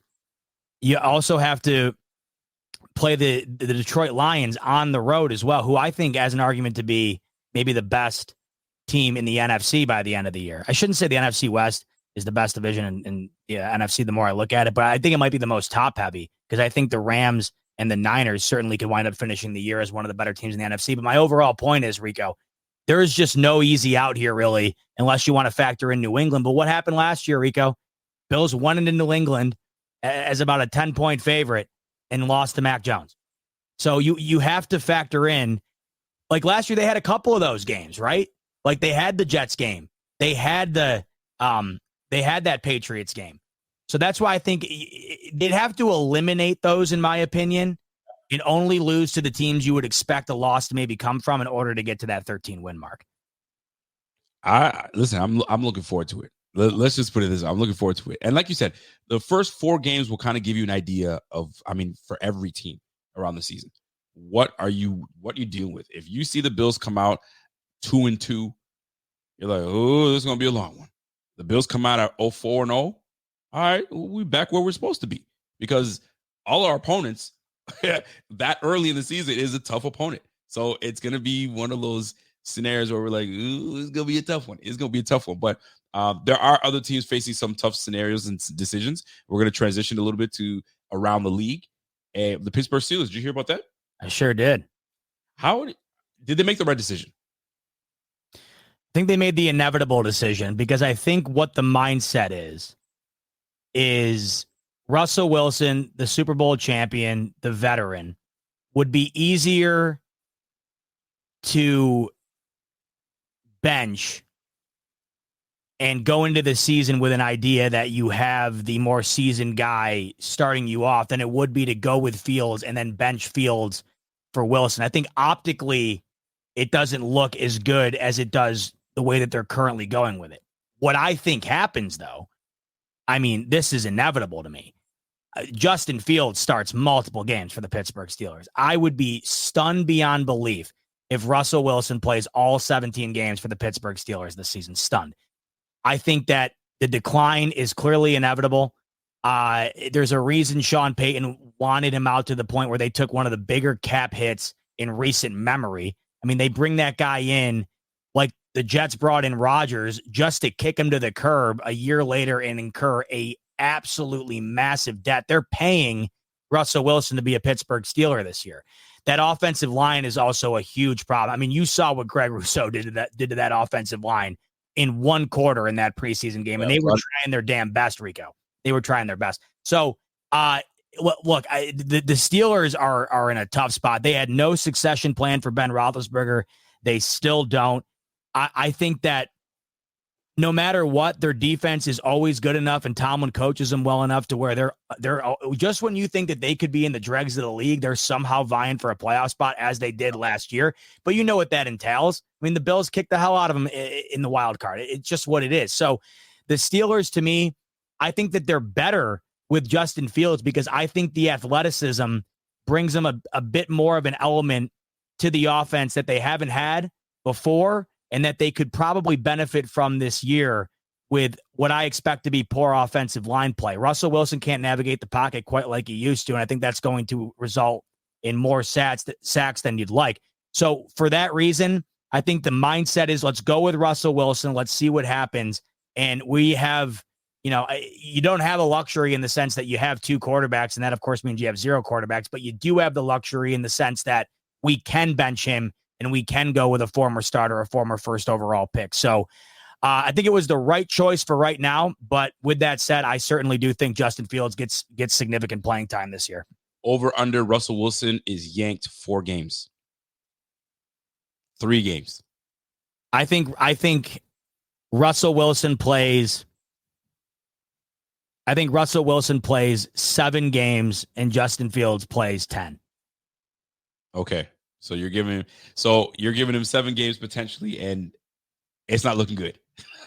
I don't. Here's the thing. I wonder. Like, I don't know if it's going to be looking terrible, but I do wonder if they're going to be at a point where it's like it's towing the line, and they need, like last year they fired Matt Canada, their offensive coordinator, in the middle of the season for that extra kind of boost. Yep. I wonder if it's a situation like that. I also worry about his health as well behind that offensive line. I do. So I don't know. I don't know what the exact result will be in terms of how Justin Fields gets out there, but I just feel like at some point since the competition for the job was so tight, it just feels as though that's what's going to happen. Well, there's a lot of folks that are feeling the same way, man. Russell Wilson needs a desperate comeback. He absolutely does, because he's been a little shaky. Wilson's another overrated bum. He had the Legion of Boom. I mean, listen, he's 30 plus, 35.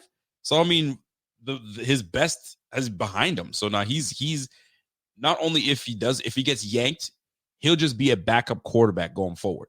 There's no more Russell will be a starter. He's competing for the starting job. He will be relegated to Geno Smith, right? A guy that you're a backup for the rest of your career going forward. And if he wants to remain playing, he's just going to be in a backup role. And that's a good backup to have. But this is his last straw. I mean, if Justin Fields takes that job, obviously didn't, but if Justin Fields, if we've seen enough, your legs aren't there, your arm is shot, you're just not the guy that we thought you were, get the young buck in and it's over with. That's just what it comes down to. I also think, Rico, that the future for the Steelers could be Justin Fields. I mean, think about it. He's still basically right out of college compared to Russell Wilson. He's a baby. So I think that there inevitably will come a time where he's the starting quarterback for the Steelers. Listen, I don't want to bounce back and forth, but how do you feel about 3 UB players making the team on the Bills?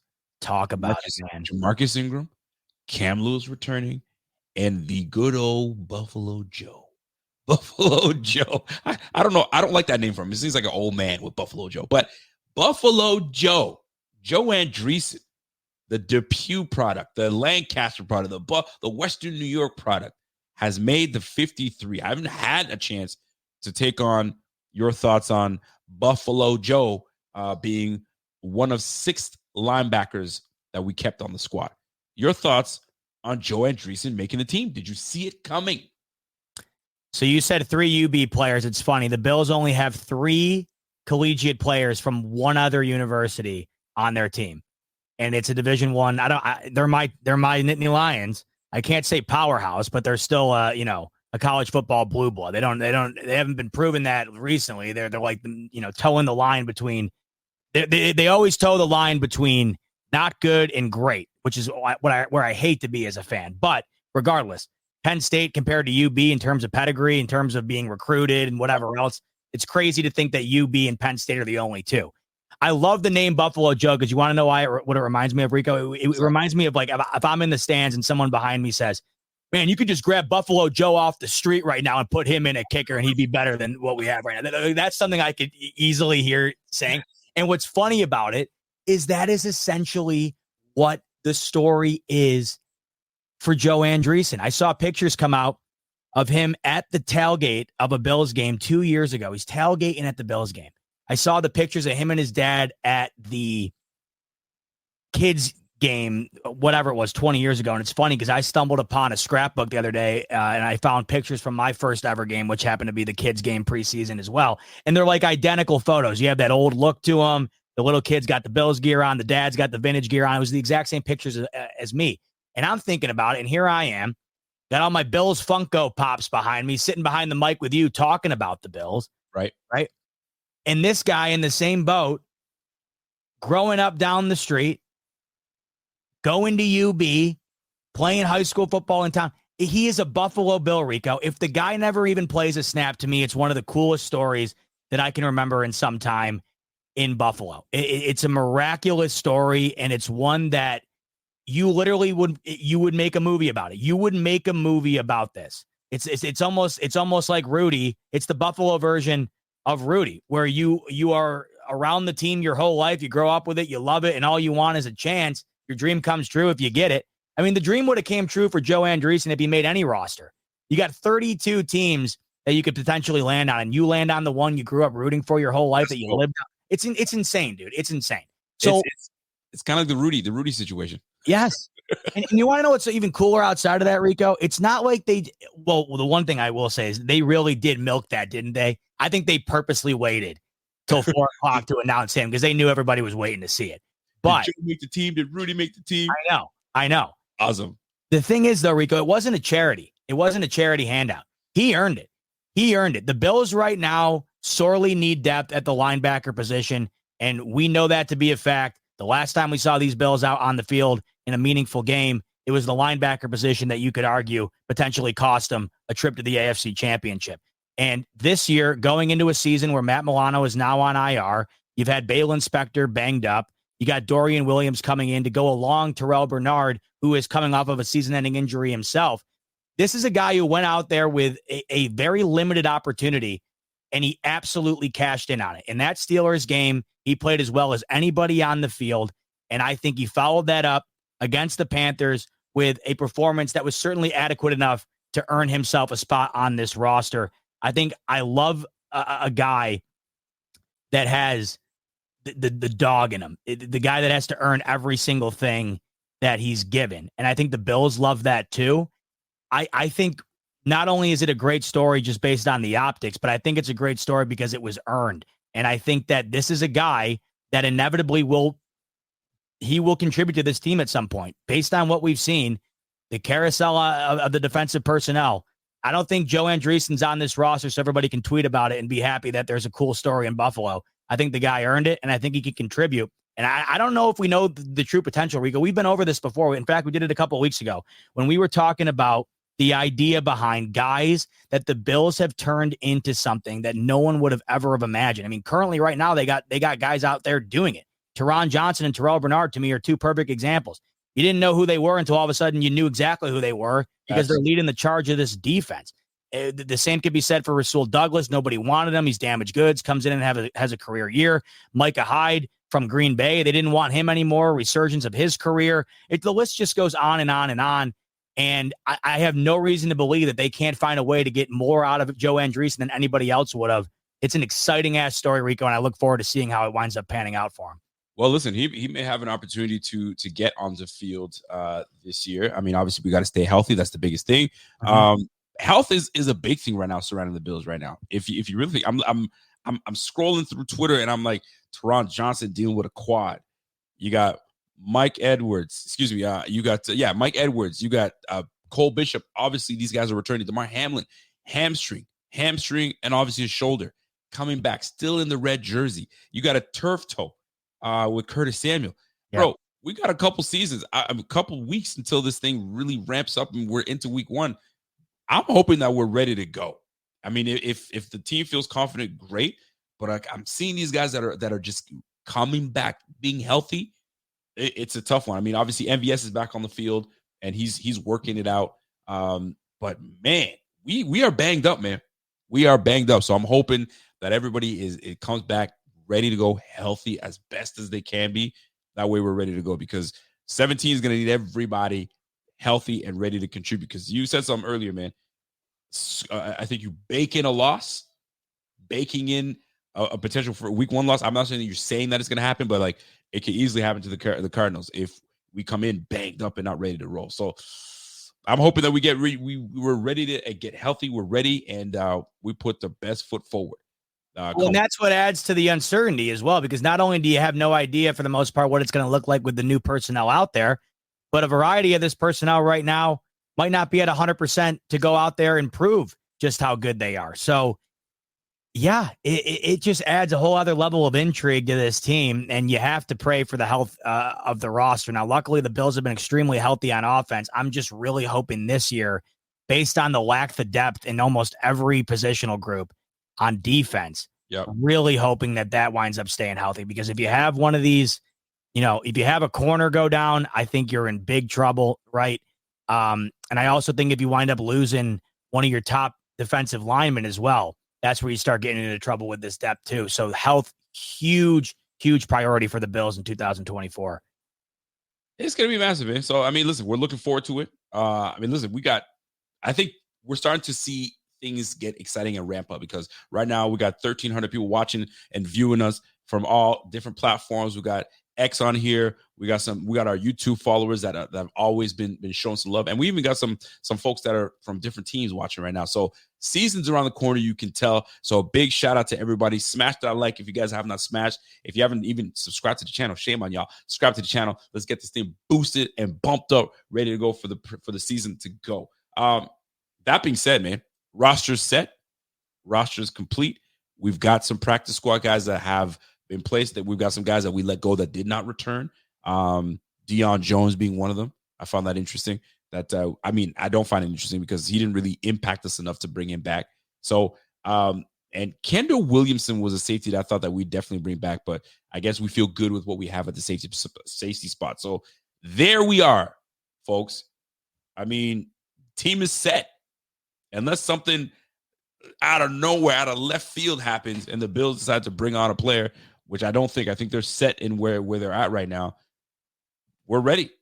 We're ready to roll with the season around the corner, and we will go from there, man. I think we have our obviously our moments where we're like, we're not sure, but I think we're confidence is riding high.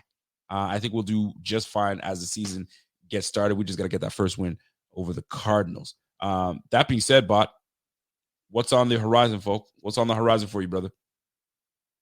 Labor Day weekend this weekend, baby. Best weekend of the year. Labor Dave out at the Gorge. What? Labor Dave. LABORDAVE. Out at the Gorge. If you don't know what the Gorge is, look it up. Heavens Amphitheater, one of the coolest places on earth. That's where I'll be enjoying my last bit of downtime before football utterly consumes my life, Rico. So I'll be out there this weekend. And then next week, Rico, I mean, we're at it in full force. We are at it in full force. We'll have my show. We'll have your show. We'll have our show. We'll have the pregame. We'll have the postgame. I mean, baby, we're a week away from tomorrow from hearing the dun, dun, dun, dun, dun, dun, dun, dun, dun, dun, dun, and that game's a banger. Right?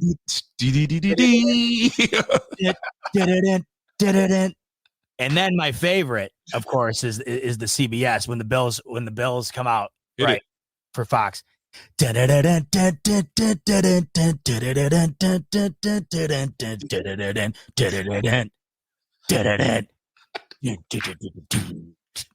like it. I literally, the table just levitated 5 inches. If you know, I should say 2 inches. I should say actually probably an inch and a half. But either way, the excitement is palpable. I cannot believe it. Just, Rico, didn't it feel like once it got to the point where you could start like seeing it around the corner, it just felt like it dragged. Like it just felt like as soon as you got to camp, it's like, oh, it seems so close, yet so far.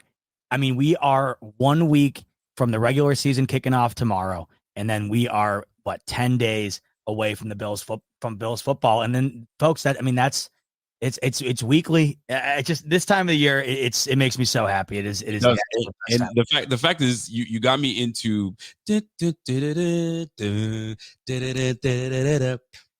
Have you ever gone through? I was bopping my head while you got me going, and I was still going. Have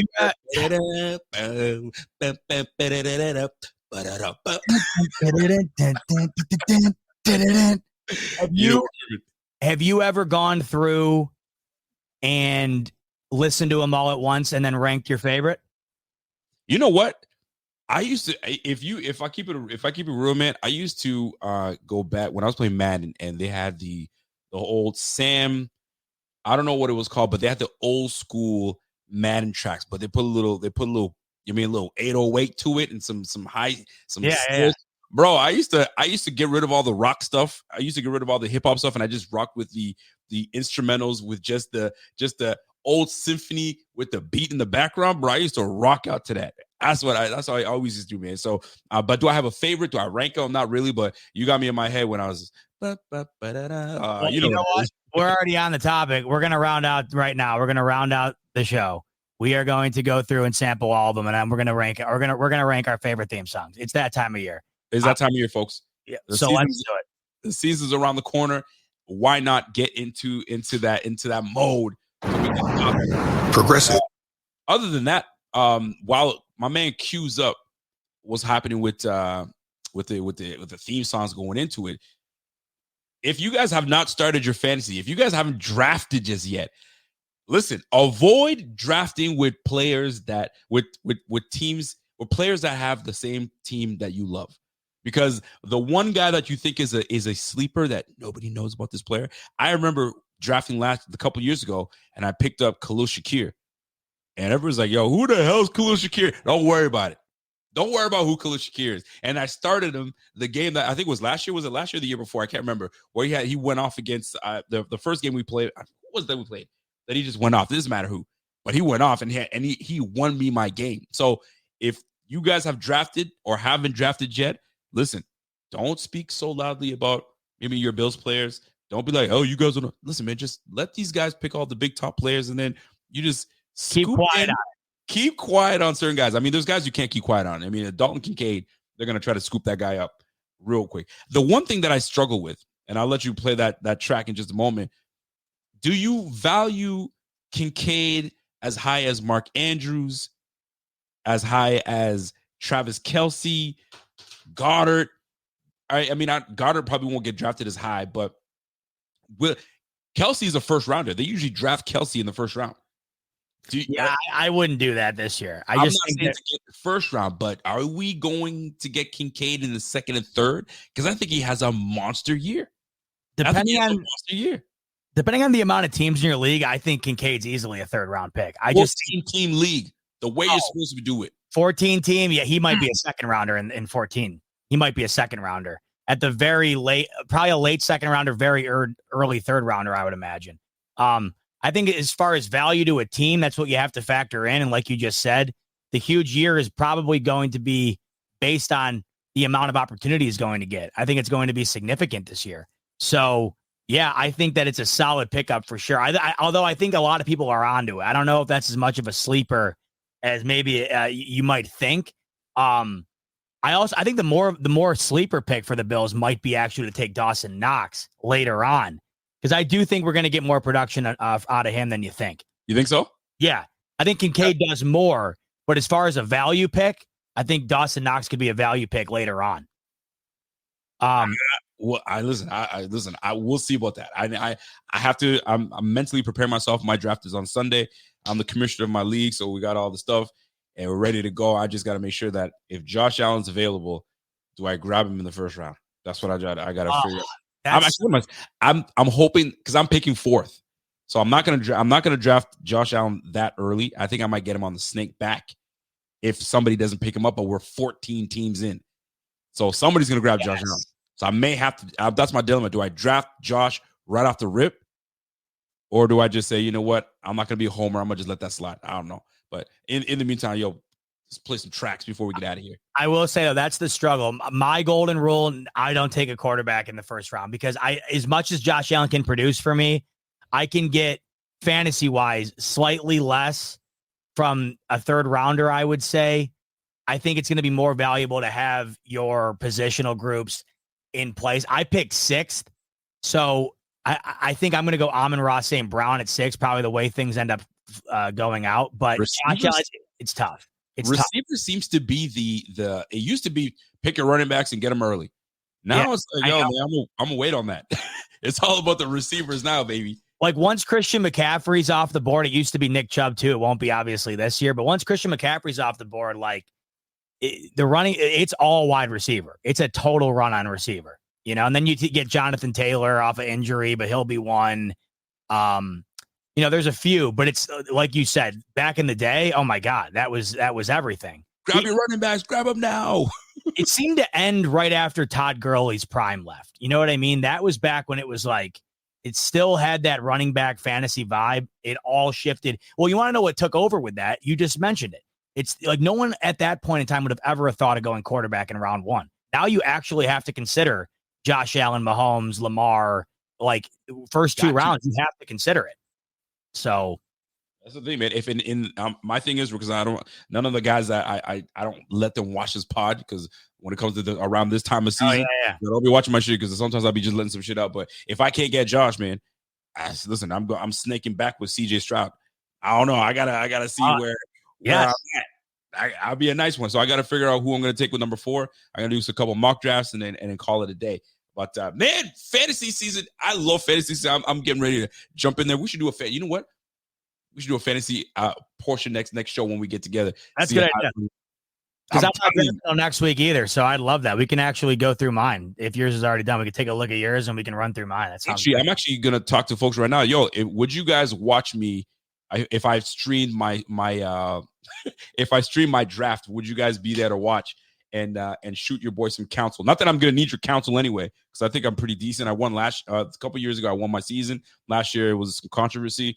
It is what it is.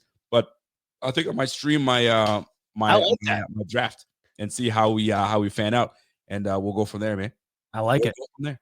As we round out today, as promised, we are about to rank all of the current NFL theme songs in order. So I'm going to play them one after the other. I'm only going to play a little bit of each because I'm not trying to get hit on the copyright here. But, no, we're going to get hit. We're going to get hit. Yeah, we probably are, but whatever. It's for the people. We're going to play each one. Afterwards, we're going to rank out. So currently right now, you have the Amazon Prime, which is the newest. You have CBS, NBC, ESPN Monday night, and you got them all queued up. Yep. So without further ado, we'll start with the newest, and that's the Thursday Night Football Amazon Prime theme song.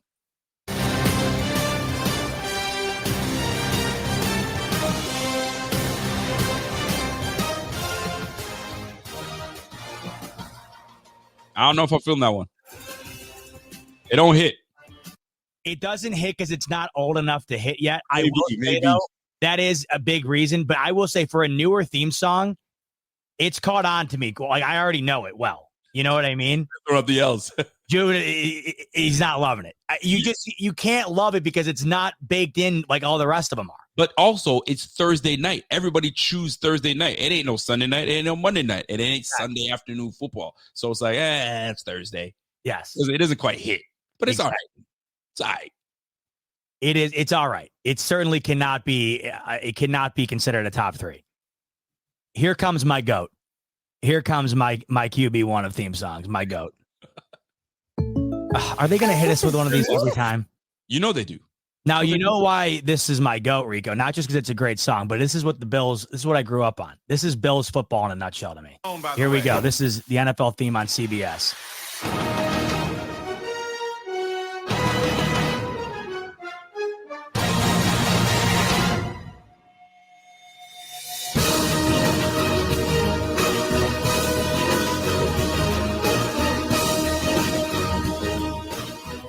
Let me tell you something. I'm going to be real with you. Every time, that first part when it comes up, I kid you not, I don't know, something in me. Can you play that thing again? I'll tell you exactly how I react every time. Start from the beginning. Hold on, it's about to go to the good part. Okay.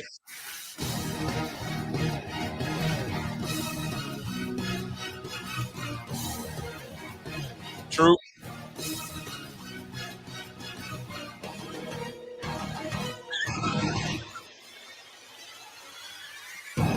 Oh, come on. You want to know what we used to do in college? We used to have a speaker. My buddy DJ'd. It was like a $2,000 speaker. And we would play that till the wallpaper fell out. You fool. It gets me going. Here's the beginning again for you, Rico. Because I'll tell you exactly how I react when TV's on, blaring. Crank that shit. Dude, it literally almost brings a tear to my eye. I swear to God, it is one of my favorite things ever, hearing this song. Go ahead.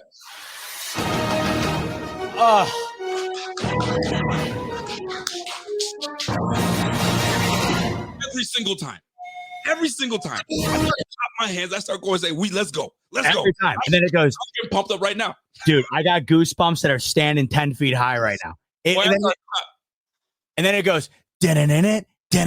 it goes, Welcome into Orchard Park, New York. The site. It's like, oh my god, let's get this shit cracking. That's exactly how that's genuine reaction every time.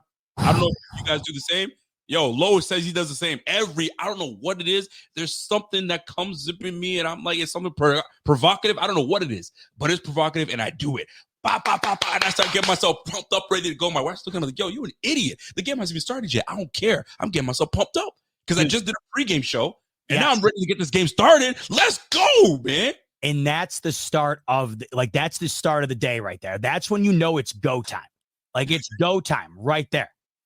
What's Laura saying? She said, I max out my TV volume on football days, then I proceed to scream at the TV 3 to 9 hours. Poor neighbors. You know what? The neighbors are probably joining you. I'll tell you that much. Every time Caroline asks me, like, oh, what's going on or whatever, and I'm like, well, this is how I phrase it. I don't even say football. I'm just like, oh, well, we got 7 hours of commercial free. That's what I say every time. Well, I got 7 hours of commercial free, and then we can figure it out after that. Speaking of what comes after that, Rico. Tell me. It's Sunday Night Football. Here is the Sunday Night Football theme song from NBC after a quick word from your local sponsors. I'm probably going to tell you I react probably the same way every time.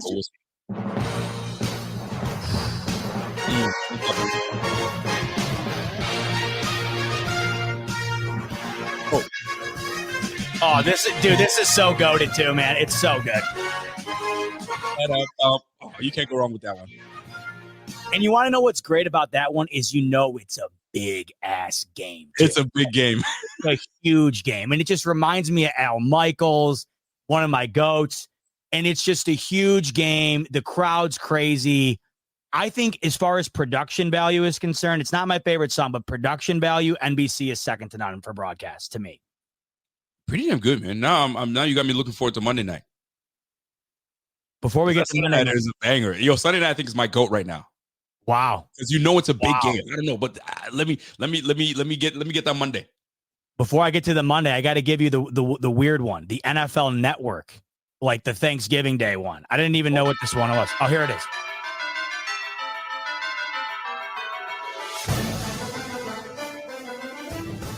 You know what? For not being this is a big matchup too. Yes, that is pretty good for not being a big one. Absolutely, it's like something. Okay, something's happening here. It's similar to the Thursday night one where it's good, but it's just you don't hear it enough to love it. You know what I mean? Absolutely. All right, Monday Night Football, another banger. Now it used to be better, I think, when we miss football too damn much. That's for sure. Remember when they used to have like the dude, like now it's like, didn't they have Snoop Dogg out there like last year, whatever? It used to be that country singer guy. It was the country singer. Are you ready for some football? Monday Night Party. You know what it is. Yeah. We got Al and Fred and Dan. We're gonna get things started. I can't even remember those lyrics. All right. I can't remember. I remember that. Crazy. Dude, of course you remember it because it is awesome. Here we go. All right, can I say something? Is there a better opening to any song ever than that? That you got to give this credit to. Dude, I knew you lost it when you're like, okay, I'm done.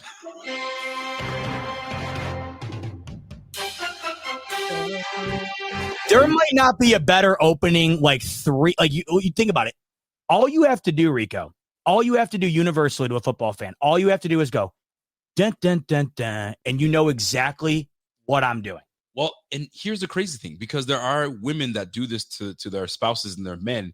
Well, it could be a random day of the week, and the men could be somewhere in the house, and they'll put volume on 100 and play that theme.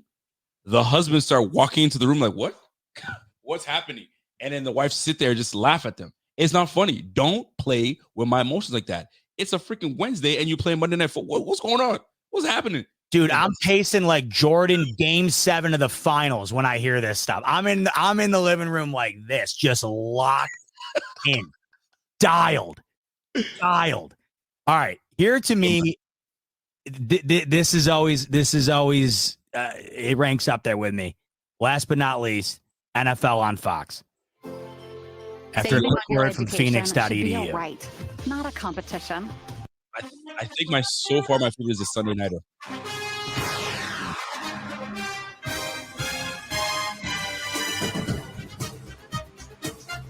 You know what? Dude, how spoiled are we? They're all absolute They're bangers. freakers. Every one of them. Every one of them. Yeah, All they're right. bangers. All right. Give me that Sunday Nighter. Quick recap. Yep. Recap before we rank them. We gotta play it 5 They're seconds gonna, one more they're time. gonna hit you with the ad anyway.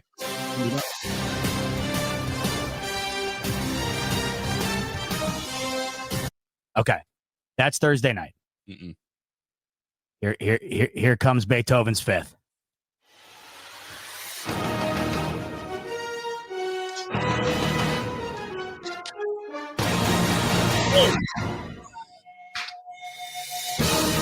Well, I got to play my favorite part again. Yeah, right here. Where's that?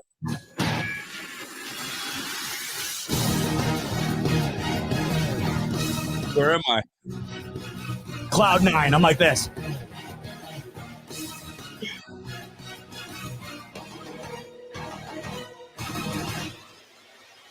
Let's go.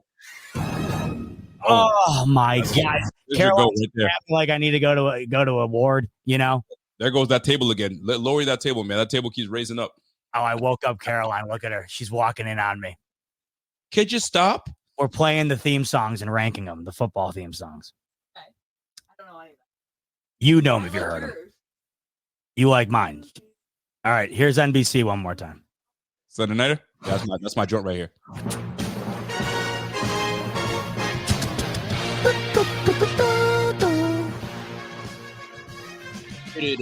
Oh, that's my shit. Oh, it's phenomenal. I can't play it for you because then I would lose connection. Yeah. But we'll play them later, I promise, Caroline. She knows what time it is. She's like, what is your game on?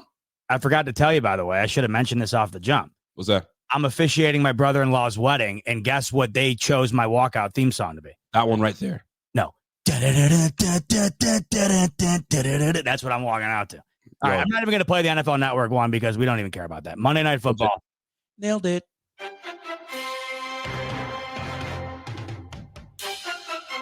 Classic. An utter classic. And then Fox.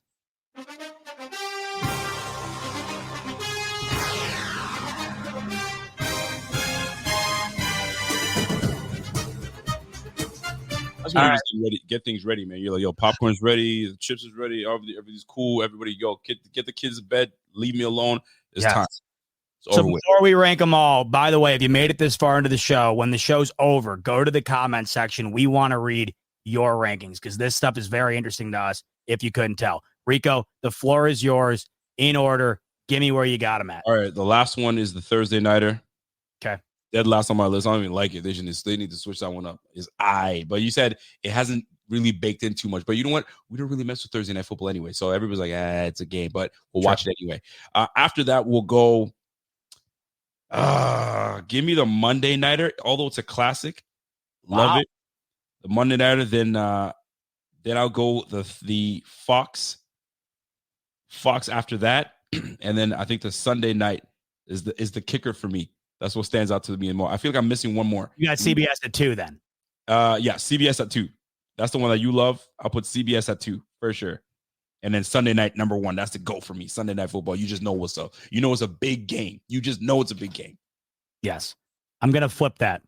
CBS for me, undisputed number 1, king of the world, champ of champs. Number 2, NBC. So we got CBS, NBC. It's tight. It's real tight here between Monday Night Football and NFL on Fox. But Monday Night Football is just too iconic. Monday Night Football comes in at 3, NFL on Fox at 4, and then the Thursday Night Football theme song. Yeah. Hey, listen, great list. Good altogether. Every one of them are bangers, no matter what. I feel like we're missing one more, but I think we got them pretty much bang on. I think we got him absolutely bang on. Sure, brother. I absolutely love that. Hey, we're about to wrap up, but on your way out, I want to give you another quick reminder because this is what we talked about a bit earlier, and I'm loving these lines, and they're going to change before the season starts. So if you want to take advantage of this, Josh Allen's current props on BetUS, 500.5 rush yards, 9.5 rushing touchdowns. Rico predicted the over on both. I significantly picked the over on both. If you want to match us or if you want to fade, think it's going to be a lighter rush year for Josh Allen, link in the description below. 125% sign-up bonus up to $2,000 on your first 3 deposits. I love that prop, Repo. And you want to know what I love even more? the fact that when we're in here next week, we're previewing week 1, baby. We're previewing it. How do you feel about that? How do you feel about that? And the beautiful thing about all this is my schedule for work has changed, which I love, just in time. So no more midnight shift. I'm on the day shift, so I'm not gonna be all wired and tired and all that stuff, bro. We ready to rock and roll. Let's go, man. You're ready to rock. I'm ready to rock. I'm sure all of you are ready to rock. We are 10 days from Buffalo Bills football, and we cannot wait to spend this season with you. We look forward to kicking it off in style next week. We got a ton of stuff coming your way. But until then, we appreciate you tuning in this afternoon. On your way out, like button if you could. Make sure to subscribe so you get the notifications on all of the content we got going your way. And of course, 125% sign up bonus through BetUS. Link in the description below. Up to $2,000 on your first 3 deposits. From my main man, Rico, I'm Z-Bot. And we can't wait to kick the season off with you next week. Enjoy your Labor Day weekend, folks. We're going to get after it the next time we see you. Much love as always. And go Bills. Go Bills, baby.